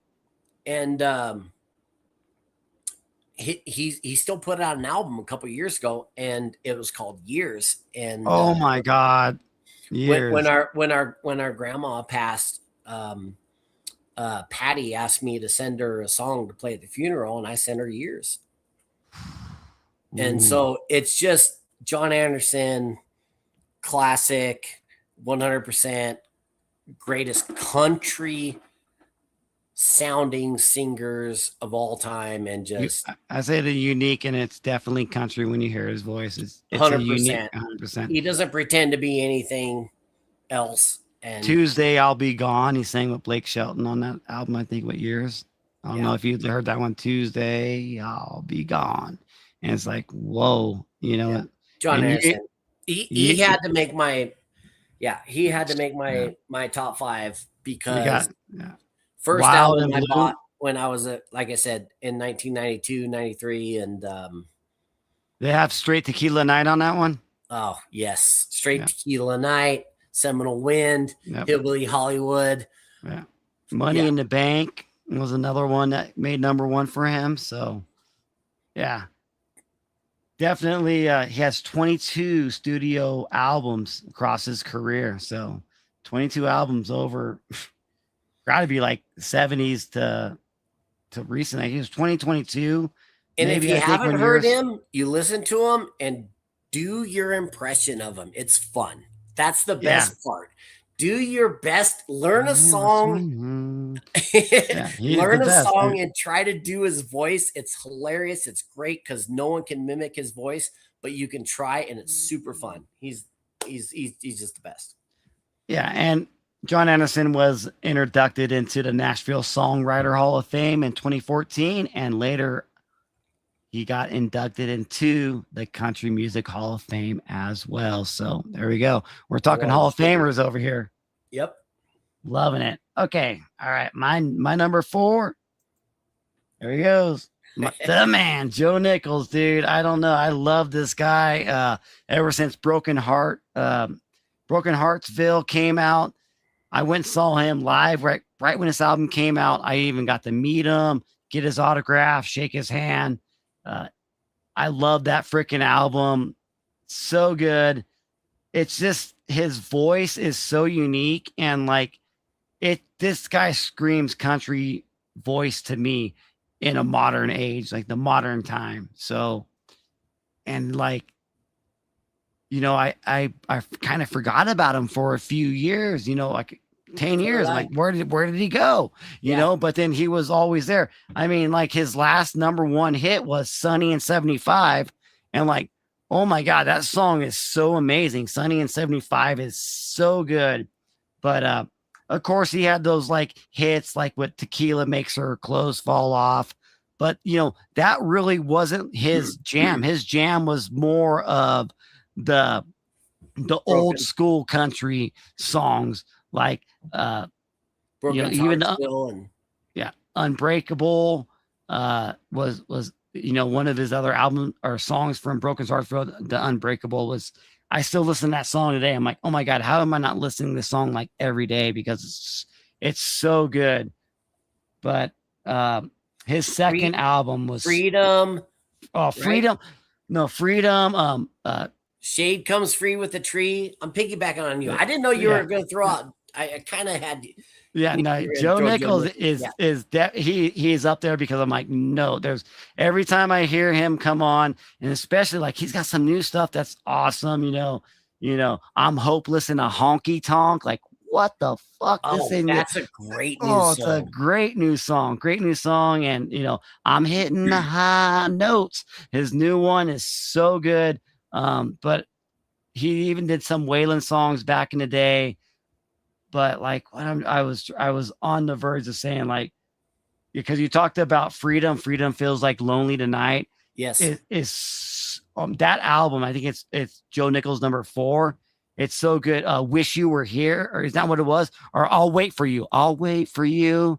At heaven's gate. I don't care how long it waits. Like about a whole story of a couple, a wife and a husband. You know, hey, I'm working late on Christmas. She's like, don't worry, no presents are going to be open until you get home. Sweetheart, I'll wait for you. And then, like, she's going to die. And she's like, don't worry, I'll wait at heaven's gate until you gets there. Don't worry, sweetheart, I'll wait for you. Oh my God, teary eye songs. And Tampa, fucking, it's the same album, #4 with Freedom Feels Like Lonely Tonight. Like, tell me Tampa's closed. Like, he's he's he has a fucking plane ticket to go anywhere. He's like trying to tell the stewardess or the person at the gate, tell me Tampa's closed. There's got to be a hurricane there any day, because if I just go to Tell Tampa, me about Tampa. yeah, Yes. tell me, he's like, I'll just end up at her front door. And like, what if she's not there alone? That's all the pride I have left. It's like shit like that is so fucking good.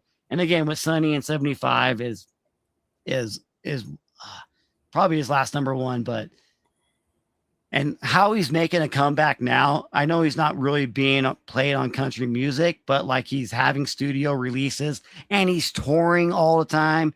And like he's got a YouTube channel, so go check him out. He does shorts. Like, this dude's voice is getting better with time. When you get older in time, dude, and like I guess like a little, I know we'll talk a little bit about like his backstory that I know about. I know that like he was addicted to some drugs, and he was addicted to some hardcore stuff back in the day, but like he got off of it, came clean, still has that great voice.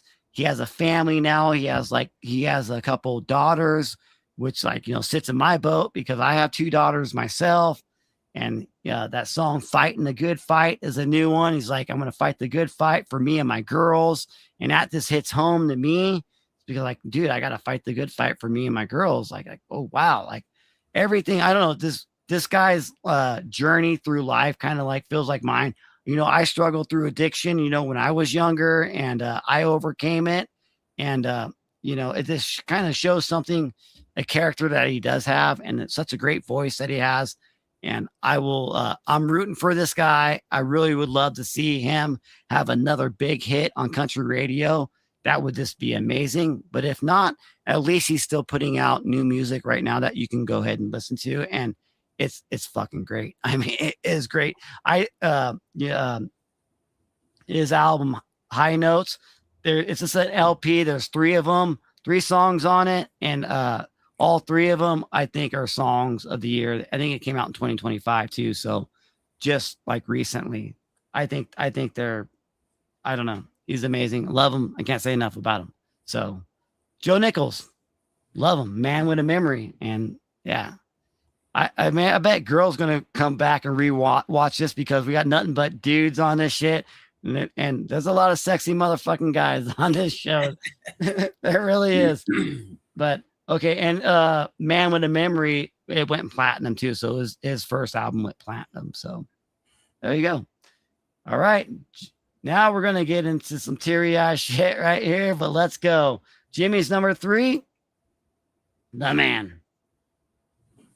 Man, what can you say? Go ahead, Jimmy. Open floor, man. This is gonna be tough. Yeah, this is Keith Whitley, man. Anyone who knows me would probably think he's 2 or 1, but he had a short career, so unfortunately. Yeah. But man, Keith fucking Whitley, right? It's funny. I gave this a lot of thought So he was one of my favorite country singers when I was a teenager. And then in my 20s, and nobody knew who he was. Nobody knew who he was. Yeah. And then I got to my 30s, and every once in a while, someone would be like, "Oh, well, who's that? And who's that?"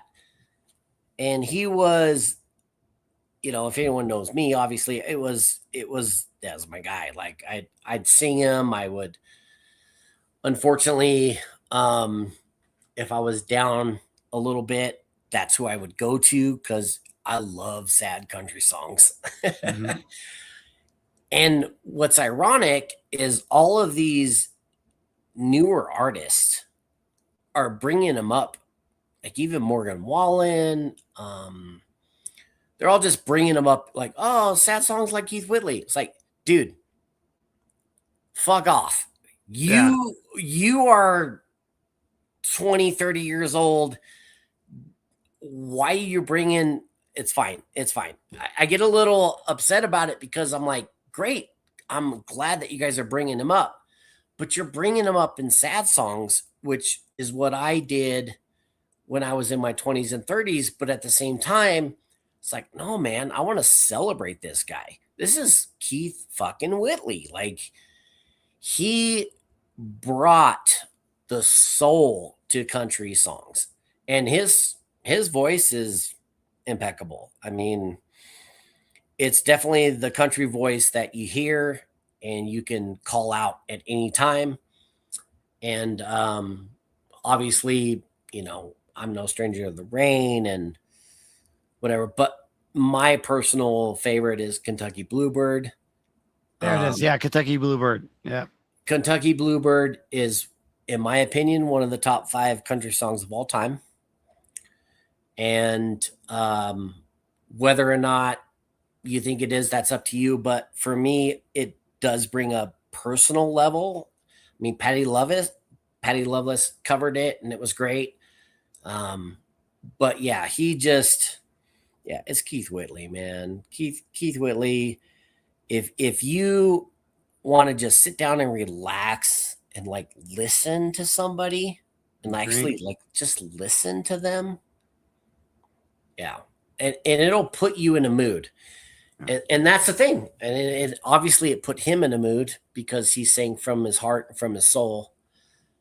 And that's why sometimes I get a little feedback from my family where like, stop playing him. But I'm like, no, I need to play him. I need to listen. I need to listen to him. And it doesn't make me depressed. It makes me feel something. And that's what Keith Whitley means to me, and his songs mean to me. So he's 3 for a reason, not 2 or 1, because we'll get there. But unfortunately, he didn't make it as long as some of the other guys, and it is what it is. But I appreciate his music and his songs, and they mean something to me 100% from when I was a kid. Ironically, when I was a kid and didn't know what he was singing about, all the way until I met my wife. So it's just, yeah, Keith Whitley, man. I know, man. Like, I just have a lot of memories, and I've watched, documentaries and stuff. We don't want to go into that and anything like that. We want to celebrate his life and not mourn his passing. But he did pass young, and he did have some number 1 hits with "Don't Close My Eyes," which is obviously an amazing song. And "When You Say Nothing at All," Alice Krauss, redid that, and I love how they would even do a version with them doing a duet as it. And then this is a funny story. So I was pissed that Alison Krauss won, I think it was a Grammy or an award to do that song, because I was like, no, that's fucking Keith Whitley. But then I realized that she did it in tribute to him, because they couldn't do that they couldn't put that song and give him an award, right? So Mhm. she redid it, and then she won an award for it, and it literally was because she wanted to honor him because she was in the bluegrass community, and he started In uh, bluegrass. in bluegrass with Ricky Skaggs. Yep. And once I realized that, and then they did the duet with them after Version of it. he was already passed. That's when I went down the Alison Krauss rabbit hole with like Alison Mhm. Krauss. Let's go. Yeah. Anyway, okay. Such a great soft voice. And like he released 5 albums, but a few of them came after post death, after he died. So he did have some recordings that they were able to put out after his death, but um he was definitely gone too soon, but his voice left a permanent mark. Whitley had a natural ache in his voice that made every song feel personal. His delivery was effortless and honest. Many singers today cite him as their biggest influence, as you said earlier, is that they're trying to go back to him and saying, well, you know, it's a very sad story, but glad that we had him as he was here, and he put out some beautiful music that we can always go back to and really touch your heart and make you really feel what he felt when he sang. And that's Keith Whitley right there. So much love to him. And okay. All right. Let's move on. And it might be a surprise to y'all, but I don't know. Number 3, Waylon Jennings. This guy is the fucking man, dude. I don't give a shit. Waylon is the man. I love this son of a bitch. Almost died on that plane with Buddy Holly and the Big Popper, you know. And what did he do? He went ahead and said, you know what? I'm going to become the biggest fucking outlaw in country music history. And let's do it. I'm going to make my own damn sound. And he did. Waylon Jennings had fucking 16 number ones across the charts, dude, with over 40 albums. Yes, we're talking 40 albums. So we're going to get into some old school stuff. I love Waylon Jennings. Freaking my dreams are, my dream. Waylon Jennings, dreaming of my dreams. Are you ready for the country? Are you ready for me right here, baby? And then obviously teamed up with Willie Nelson later on. And then there you go. You got the dynamic duo of Waylon and Willie. Dude, Waylon, he created the outlaw era, man. And this time will be the last time. I mean, come on, dude. How many songs? Like it's Waylon Jennings, and that definitely that guitar picking that he brought, that different style. He brought the outlaw fucking album that came out. It sold the most copies of any country album ever. It sold over 1 million. First time a country album sold over 1 million copies, and we're talking like 1970s something. But Rambling Man, dude, he would I mean the hits go on and on and on, and I even like his B track songs like maybe more than his top 40 number ones. So good, but I don't know. And this dude lived a crazy freaking life. This guy, you want to talk about Johnny Cash? No, Johnny Cash ain't got nothing on Waylon Jennings. And I'm going to put that right to today. This guy was way better than Cash, way better voice, way better guitar player. And I don't know. Like, you already know, right? Waylon's the man. So Waylon Jennings is my number 3. And that's enough said, really, about him. You listen to if you there's some things on YouTube where there's actually the Highwayman tours. Mm-hmm. Like 2 hours, 2.5 hours long. He's the anchor. He's the anchor. Willie comes out and he sings, and Willie's great, and Cash comes out once in a while, but no, he's the anchor. Chris Christopherson sings once in a while. Yeah. No, he sings 40%, if not 50% of the time. He's the one that carries the show. I listened to it. It was 2.5 hours long about a week ago, a live concert, and I was like, he's carrying this whole show. Everyone else are just his guests. Yeah. I didn't even know you were going to have Waylon. And again, divine intervention. I didn't even know I was going to listen to that album because I've been driving all day. But I was like, okay, like literally, yeah. I he love carries him. the show. And Shooter Jennings just put out a Waylon album because he had a bunch of untitled track, like unfinished tracks. And it came out in October of last year. It just came out like less than a year ago. And so Shooter was able to find all these recordings and he like remastered them and got them up. It's a 10-track album by Waylon Jennings. It's like, I can't write any more love songs. It's something like that. Like like the name of the album's like, I can't write no more love songs. I think that's what it is. And that's actually a song. So if you type up Waylon Jennings, he has a brand new album that just came out within a year that Shooter was been working on forever. And it's pretty good. I mean, you can tell it was recorded back in the day and Shooter was able to fucking mix it all up and it's really good. So we got the final like 10 tracks of Waylon on this little album that came out. So yeah, it's really cool to listen to it. And there's a couple songs on it I like to listen to it, put it on my feed. But no, Waylon Jennings, like top three for me, and it will always be in my top 3.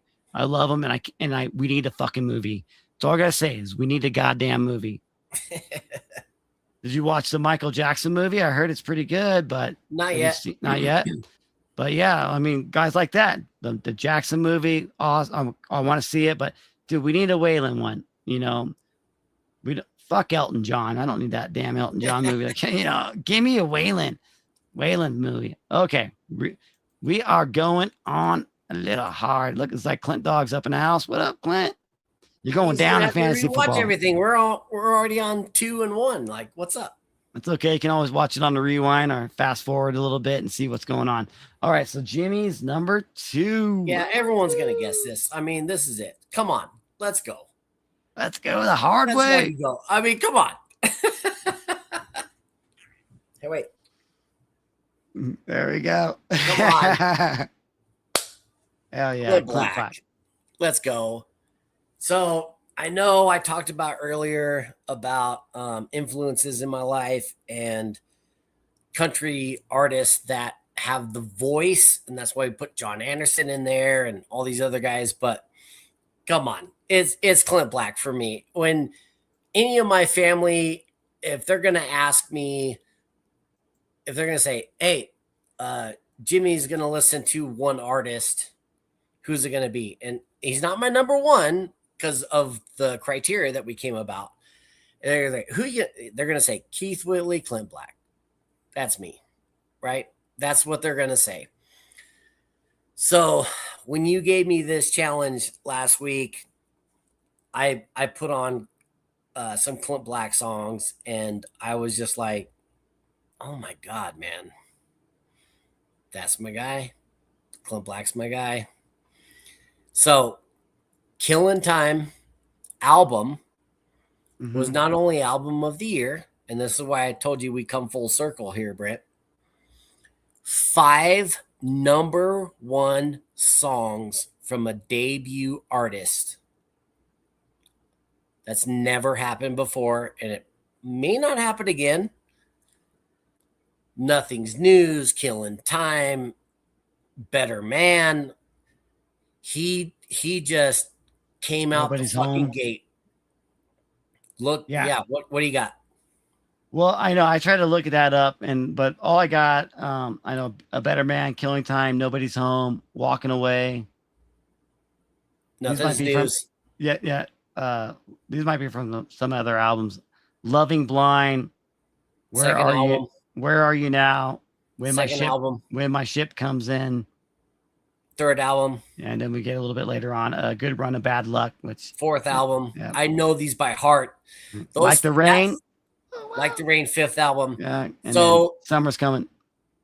5th album. Yeah. He went on a run like no other. And RCA, Yeah, RCA was in a they were competing between him and Garth Brooks. And this is a true story. So they signed Clint Black instead of Garth. And I can't remember who signed Garth because fuck that guy. Where's the bodies? Universal, maybe. I don't know. Yeah. So they signed him and he came out the fucking gate, dude. And what's funny is I want to say that album was at 80. I can't remember when Killing Time came out. Maybe you can look it up, but I didn't discover it until like 3 or 4 years later. And obviously it became an anthem for me, period. Like my life. Like I was just like, holy shit. All of these songs spoke to me. Clint Black was my guy. I totally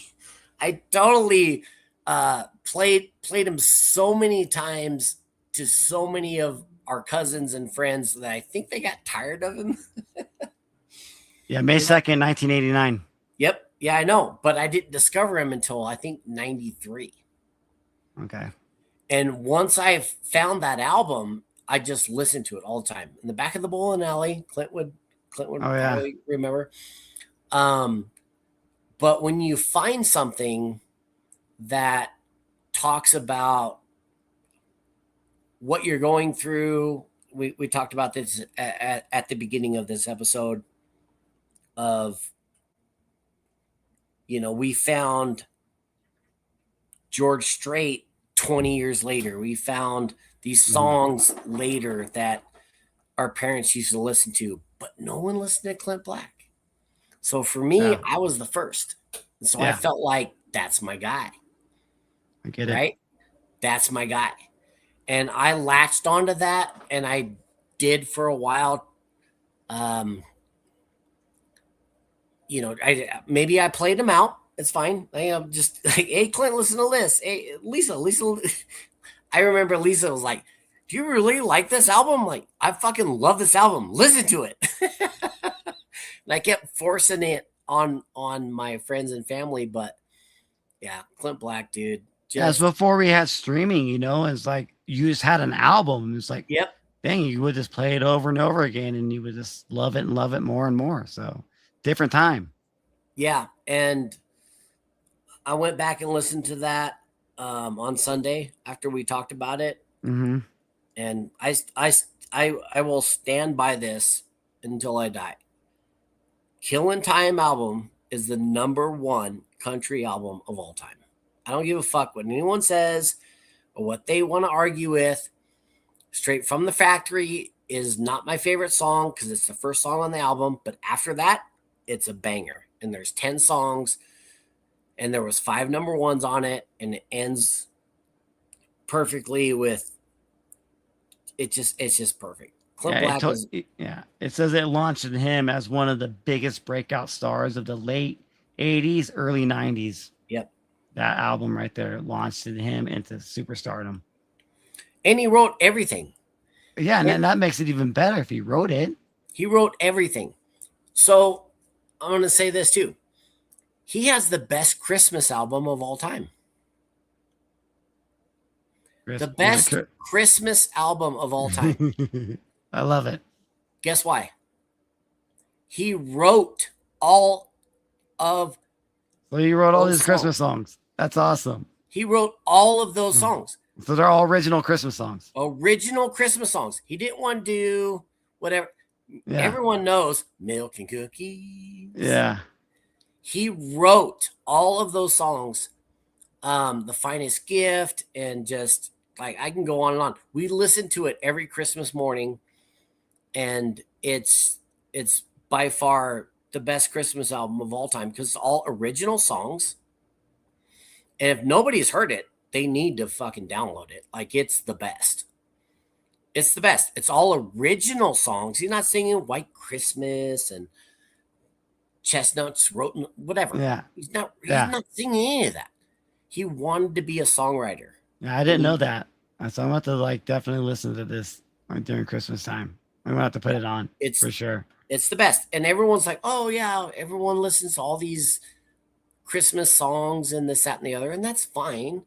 But no, he wrote the Christmas album, and it's the best. It's what I wake up every Christmas day and we put it on as we go downstairs. It's what we put on before we even, as we're making breakfast or we're opening presents. And yeah, Clint Black's my guy. He's not number one because of the list that we created. I think number one's going to be pretty obvious after this, but for me, I love it. I love it. Everyone says, "What is Jim Berger like?" It's Clint Black. Like, let's go. Yeah, let's go. Okay, we'll get to my number 2. We've talked about him earlier. It's Dierks Bentley, and yes, this dude is a fucking modern day drifter right here.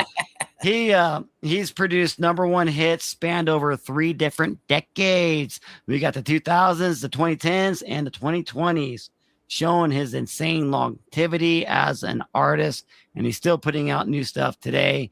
And we talked about him a lot earlier. I'll give you one quick story that I wanted to bring up.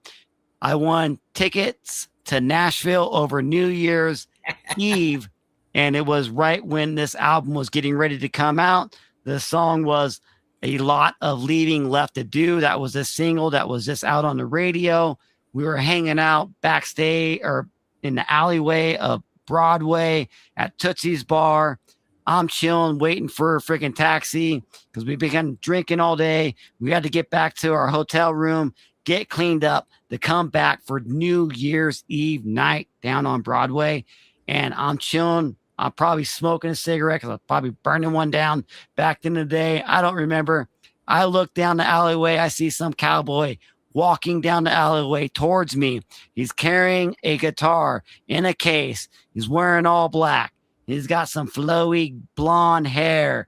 I'm just like, as he gets a little bit closer, I looked up. I'm like, holy shit, you're Dierks Bentley. He's like, yes, I am. I'm like, Dierks, dude, you're like my favorite artist right now. And he's like, thank you, man. And he's walking. He's like, I got to go across the street. I'm opening up for Toby Keith at the big stadium right across the street. And then I'm like, oh, that's awesome. Like, then it hit me in the head because the very next night he was playing at the Grand Ole Opry and we had tickets to go see Dierks at the Opry. I'm like, Dierks, I'll see you tomorrow night. And right before he turned the corner, he turned around to me and said, at the Opry? And I'm like, yes, at the Opry. And then he disappeared. And the very next night, guess what? We backstage at the Opry and we got pictures with them. And I have pictures to show it. But that's just the short story. But that's the very first time I met Dierks Bentley. And then, yeah, we saw him later that night. We saw him. Hold on. You want more of the story? Yes. So I was with you. Yes. So we were at Tootsie's and we were both at the back alley. So this is after the Toby Keith concert. So yes. that night. Go ahead. And so he tried to get in the back entrance and we were VIPs at Tootsie's. Yeah. And so we were sitting back there and Dierks tried to come in and the bouncer says, sorry, sir, you can't come in. And I was like, hold on. Do you know who the hell that is? He's like, no. And I said, that's Dierks Bentley. And he goes, well, invite him back. But Dierks walked through the back alley and so me and you followed him through the back alley and we tapped him on the shoulder and we said, he said, you can come back in. You can come back into Tootsie's, which we were VIPs at that time. And he's like, nah, I'm good. And so the very next bar was the stage. The stage. Yep. The next bar was the stage. So we followed him. Yep. With his entourage or whatever, which was only like 3 people, but his girlfriend at the time. And so we just followed him and then we walked in and we got through the stage because we were just at that point part of his entourage. We were a part of his entourage and like the stage, they're like, yeah, come on in. And so we walked right in with him and he had like 3 girls around him. Yep. And me and Jimmy walked in. It was like 5, all 6 of us, 5 of us with Dierks. Yep. And And like, so they walked us up into this VIP area upstairs to the second balcony, right? mhm, And he ordered us all a Bud Light. And yeah, so we all are like, all right, cool. We just got in because we were pretending that we were with them, act like you know it, right? Act like we're yep, with them. yep. And then you had that camera, you had a disposable camera at the time. Oh, yep. And and you're like, hey, can I take a picture? And you wind the camera, those little disposable cameras, and it didn't work. And he goes, sorry, bro. Yeah. Sorry, And then bro. and then we sat there and we're like, okay, So, but guess then, so that's he not went gonna up and work. he went up and he played, and we were right there. We watched him play the whole time. And Yep. And then, then we're like, oh shit, we need to get back to the hotel room. So we ended up leaving early and we left. This was New Year's night. And then yeah, well, that happens, but we that missed our happened. flight, but that's another And I know, story. no, well, no, I remember that because he's like, you know, the camera didn't work. I'm like, well, fuck, I'm going to see you at the Opry tomorrow night. Oh yeah, Remember yeah, that? yeah. Yeah. And he's like, well, bring your camera and get your picture then. And I'm like, okay. And then the very next night, we had backstage passes to the Opry because I won this big ass thing from the radio show. And then we met, long story short, we met Dirks back in the backstage at the Opry. Yes. And I had the camera and he's like, and he remembered us. He's like, do you got your camera? I'm like, yeah. He's like, okay, get your picture. And I got the fucking picture I got the picture upstairs right now. Yeah. So we end up getting our picture with him. I'm wearing a High Life shirt. I'm wearing a High Life shirt, but it's a white one too. So that's so funny, dude.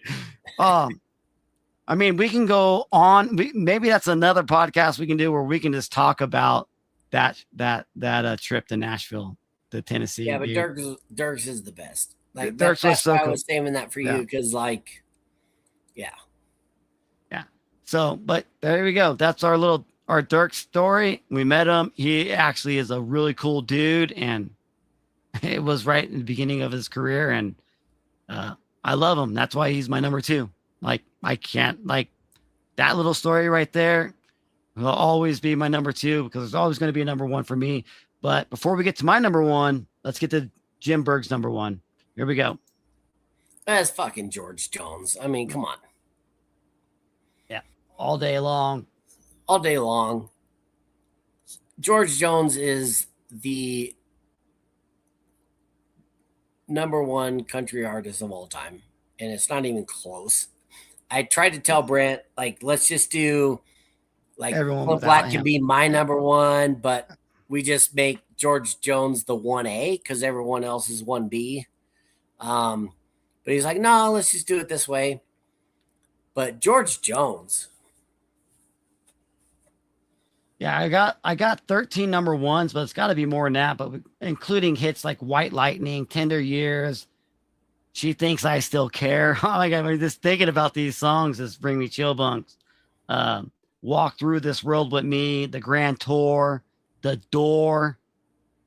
And of course, He Stopped Loving Her Today. I mean, come on now.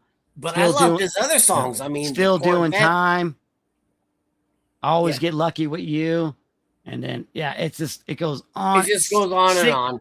We got 60 studio albums. 60 studio Yeah, albums. it's George Jones. I mean, And that's why I had to put this picture up. He's just holding Grammys like left and right. He got 3 of them, dude. He's like, "What's up?"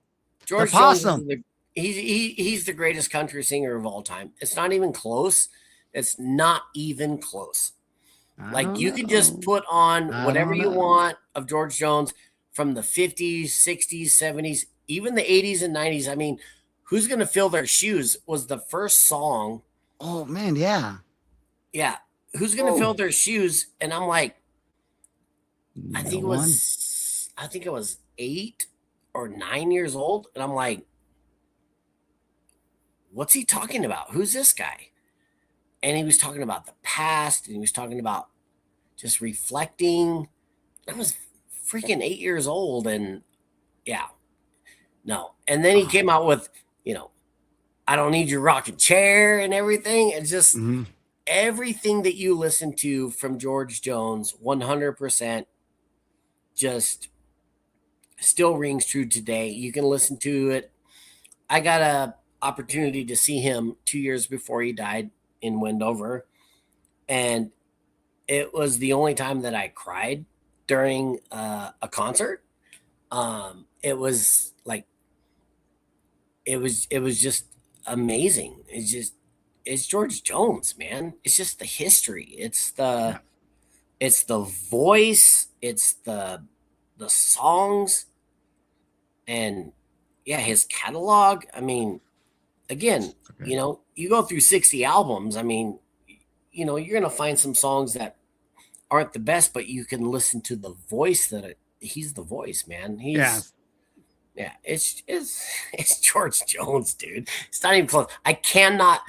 Put um I cannot put anybody above him His ever. cadence of his voice is amazing. Yeah, it's awesome. He's the man. Like he really is. Yeah. And like damn, all those and like how he like came back, like his longevity of his career. I mean, he started super young and like look at him holding all these Grammys right here. And he's late 80s, all the no call, no show Jones he would call because he was called. He had rough times in his life too. All these major country singers had their battles with their demons, and he still came back from it. And that Yeah. he stopped So I, loving her today. I want to make this point. So everyone talks about Johnny Cash, and that's fine, whatever. Mm-hmm. Yeah. And that he did hurt, right? And everyone's like, oh man, hurt, that's great, whatever. No. The greatest old school country song at an old age is Choices. Oh yeah. It's Choices not even close. Because he wrote that, and that was his send-off song. And even Alan Jackson did that at an ACM Awards because they wouldn't invite him. But for him to sing Choices, to say, look, I'm still here and I'm still the man. Mm-hmm. Choices to me is the classic, I'm going out on a high note and this is what I'm singing. And yeah, George Jones, dude. It's not even close. So. Yeah. I agree. He had that longevity. Unlike, do you have any idea what my number one is? You have a guess? We gonna go Hank Williams? I don't know. I don't know what you can do. You've been rogue today. I got you. And you want to talk about George Jones? Let's talk about the original country singer. All right. Okay. So I knew it. I knew it. Let's talk about like, okay, this is the original. This guy made country music. Okay. I knew it. Dude, this is my man, hands down favorite of all time. Never, ever, ever, man. Oh my God, dude. I just love Hank Williams. And then again, another one that died young, and it was so sad. He only had 11 number ones, but you know what? All those number ones were amazing, but most of all of his other hits came after his post death. He had 331 songs that he had, or 225 songs in his catalog, after he died. So he became more of a legend after he died than before when he was living. He was inducted to the Grand Ole Opry and then got kicked out of the Grand Ole Opry. And that, it's like, what? Because he was the original outlaw, apparently. This dude was a ladies' man. This dude, but he had a major back issue. His back was messed up, spinal something cord. So he ended up, dying on New Year's night, which is nuts as well, in a back of a Cadillac. Even sad, Keith Whitley died in his Cadillac too. So it's like full circle going over here. I mean, maybe we're talking about these artists that, I don't, it's really sad to me, but like his longevity after his death is what just made him a legend. All of his songs were just absolutely fun. Kalijah is probably one of my favorite songs.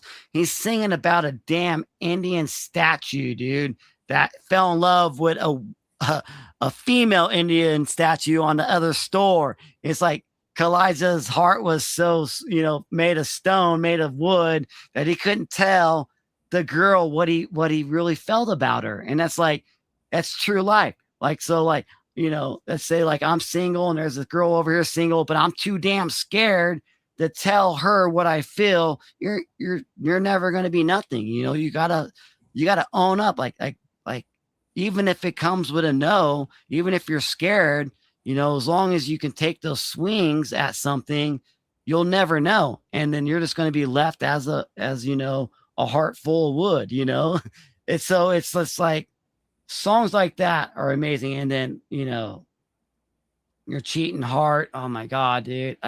All these songs were this is what made country music. And this is what made every previous previous artist that we talked about tonight. It all started from this dude right here. And that's all I got to really say. Like, Yeah. it started with Hank Williams, and then we were able to get this is what created country music. We got the steel guitar and this easy strumming, and then the fiddle here and there. And yes, when you listen to any of these old Hank Williams songs, they're going to sound super fucking old, because they are, but they were able to fine tune it. But what they took was his soul, his heart, and the meaning of the songs.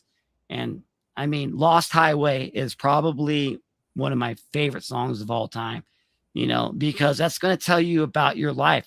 If you feel like you're going down the wrong path, you're going down a lost highway, and then maybe you can turn and see the light. And now I see the light, and you can turn it around because you went down that lost highway so long. And then he sang a song about I see the light, and talking about Jesus and God, and like, maybe I can get out of this dark path that I'm on. What's funny is that you used to listen to those Hank Williams albums when I was listening to John Anderson and Brooks and Dunn. Mm-hmm. Because we lived together at that point in Sandy. Yeah. And you were listening to that. Do you remember? Mm-hmm. Yeah. It was the top 40 hits that I had. That was my first one. I had 40 of his. Yeah. Yeah. You were listening to that before you went to bed. And how old were you? You must have been 12, 13, maybe. Yeah. There. Yeah. And it was kind of funny because you were listening to that and I was listening to Brooks and Dunn and, like I said, whatever. And it was kind of funny because I was like, why are you listening to Hank Williams? I don't know. I just gravitated toward. I just loved it. I just maybe because it was old, and I don't know. I just loved the lyrics, and I listened to them with you, but I was 17, 18, and so I was listening to what was going on, and you were obviously 3-4 years younger than me and listening to Hank Williams. Yeah. It was fun. I knew this was going to be your number one because I was like, what? Like, my younger brother is listening to this, but I'm listening to what's going on. Yeah. It's kind of funny. And what was so cool, talking about our Nashville trip, we went to the Country Music Hall of Fame, and they had this whole room and his Cadillacs there. And it was just like, I was just in awe. I was just like, oh my God. And he's the guy, dude. He's the guy that turned me on to country music. And maybe I'm just, kind of sad of, how he died young and everything. And all of his. You remember, hold on. You remember we walked through that museum, mm-hmm. and that's what you went through, right? Yeah. And then what did I go through? What was my next? Was it George Jones? No, it was they had a Keith Whitley thing. They had a Keith Whitley thing. Okay. Yeah. They had his motorcycle and stuff. I think we probably both definitely cried at that museum. Yeah. We were just like, oh my God, just seeing this stuff here at that museum. And that's why we love country music, right? Why we love country music, man. Yep, it is. Let's bring us up over here. That was a lot longer than we expected to do, but you know what? It deserved it. I had so much fun talking about these amazing country artists, and we will come up with another topic. It will probably be, in time. We're not going to be doing this every week, but we will, because when we want to do it, we want to do it right. And me and Jim Berg will definitely come up with another topic, and we definitely would do this again. You That have, was fun, dude. yeah, cool, man. I had a lot of fun. Definitely thirsty. I want to go grab me another beer for sure. But yeah, any final thoughts, dude? That was better than I expected. Like I can't I can't believe we went through so many memories, you know. It's like I didn't have much prepared, but just I to knew, kind I of knew, yeah, I knew once we get to talking, I knew like we could just flow, like we're just bullshitting on the phone or yeah, together. Cause we're true brothers, and we've been through a lot, and we've been listening through a lot of country music, and I just knew that it would flow smooth. So it was good. Thank you, dude. yeah, no worries. All right, to all your fans, NWO for life. For life, man. Okay, let me end the stream, and you guys subscribe to the channel, and I will be putting out more podcasts for sure with Jim Berg. We will have another country talk coming up here in the future, man. Thank you, Clint. All right, man. You Love you guys. guys, love you. Laters.